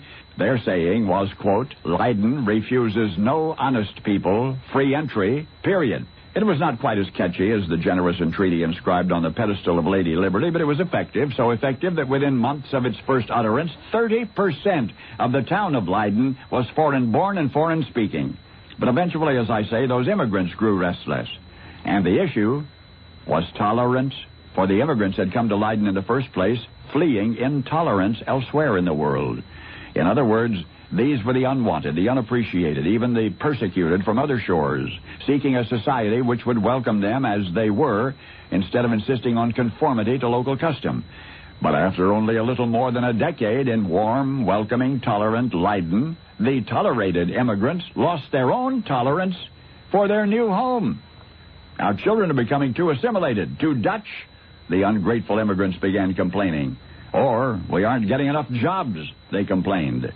And predictably, when the Dutch natives of Leiden began hearing that sort of thing, they began rethinking their original policy of open doors and open arms. No, the Dutch refused to deport their malcontents, but their individual unofficial attitudes became less hospitable. And you can see where this is going. Many of the immigrants who only a half-generation before had flocked to Leiden so gladly and so gratefully packed up and moved out to the New World. So, after the so-called pilgrims wore out their welcome in Leiden, Holland in 1620, a handful of them got into a shaky little boat, sailed across the sea to Plymouth Rock, but there was a stowaway aboard the Mayflower, and that unseen passenger was the culture of Leiden itself. For despite their relentless struggle for originality, the Pilgrims brought with them to their new home in North America a collage of customs which Americans recognize and revere to this day. The civil registration of marriages, for example, which initiated the then unique concept of separation of church and state. Almost 2 centuries later, John Quincy Adams would cite the Mayflower Compact as the foundation for the United States Constitution. But did he know that the United Colonies which the Pilgrims established in New England in 1643, the consolidation of semi-independent jurisdictions into one nation, that was based on a form of federal government that they had first observed in the Netherlands, the United Provinces. And one thing more, back in Leiden there was a particular celebration. It was a day commemorating the end of the Spanish siege against the city in 1574. It was sort of like our 4th of July, but the focus of those Dutch festivities, instead of fireworks, was gratitude. Thanksgiving Day, it was called. Yes, I do mean to say that when you're giving thanks today, save some for the people of 17th century Leiden, whose own immigrants emigrated to our distant rocky shore, where eventually, however arduously, freedom was born. Now you know the rest of the story. Guido Castellati was a much-respected voice teacher and opera coach. His wife Maria was an opera star. Guido's home and studio were in a large Spanish-style apartment building, occupied mostly by musicians. So distinguished was Guido Castellati in his field that impresarios and producers in search of certain voices often called him for advice. One such gentleman, Roy Scott, telephoned Guido at 10 o'clock on a beautiful spring morning. Mr. Scott explained to the maestro that he was casting a particular role. He needed a young girl, preferably about 14, who had had operatic training. Might Guido suggest anyone? Well, Maestro Castellati paused for a moment, considering the many talented youngsters among his students, when suddenly a small voice was heard on the telephone line. "How about me?" the voice said. It was Guido's daughter, Adriana, who had been quietly listening to the conversation on an upstairs extension. Sternly, Daddy admonished the girl for eavesdropping, insisted that she get off the telephone at once. It ought to be mentioned at this point that Adriana had always been a well-behaved child, so you'll appreciate how entirely uncharacteristic it was when she then and there, without a moment's hesitation, disobeyed her father. I mean, right there on the telephone, Adriana started singing. Embarrassed, Maestro Castellati began apologizing for his daughter. "Nonsense," said Mr. Scott. "Please allow her to continue." And Adriana continued to sing. And when she was finished, Mr. Scott confessed that he was much impressed. Naturally, the young lady would have an audition in person. A great many talented youngsters would be trying out for the same role. Adriana was so elated that she hardly minded the further scolding from her father. "Please, Daddy, please. Could she please try out?" And finally, Daddy gave his consent. Adriana auditioned, and she got the part. But this is the rest of the story. When Maestro Castellati's daughter broke in on that telephone conversation and started singing, insisting that she was perfect for the role of a 14-year young girl, she, Adriana, was then 18 and a half. The auditions took so long she was almost 20 before she was chosen from a field of 150 auditioning. And by the time the production itself was completed, Adriana, taking the part of a 14-year-old, mind you, was age 21. But it was to be the greatest role of Adriana's life. As a matter of fact, it was her only success in show business. And yet, over the past almost 50 years, generation after generation of children of all ages have listened to the magical voice, speaking and singing, the voice which interrupted a telephone conversation one spring morning back in 1935. Adriana's face was then and is now unknown, but her voice is little changed from that of the Walt Disney animation, which she helped to bring to life. For you see, the voice of Adriana Castellati, the maestro's daughter, is a voice unchanged and unchanging forever. The voice of Snow White. And now you know the rest of the story. That was part 12 of 14 of Paul Harvey's commentaries called The Rest of the Story. Airchecks is a 3-hour podcast uploaded every Saturday and is broadcasted on the K-Tai radio network every Sunday. See you at the same time and same channel.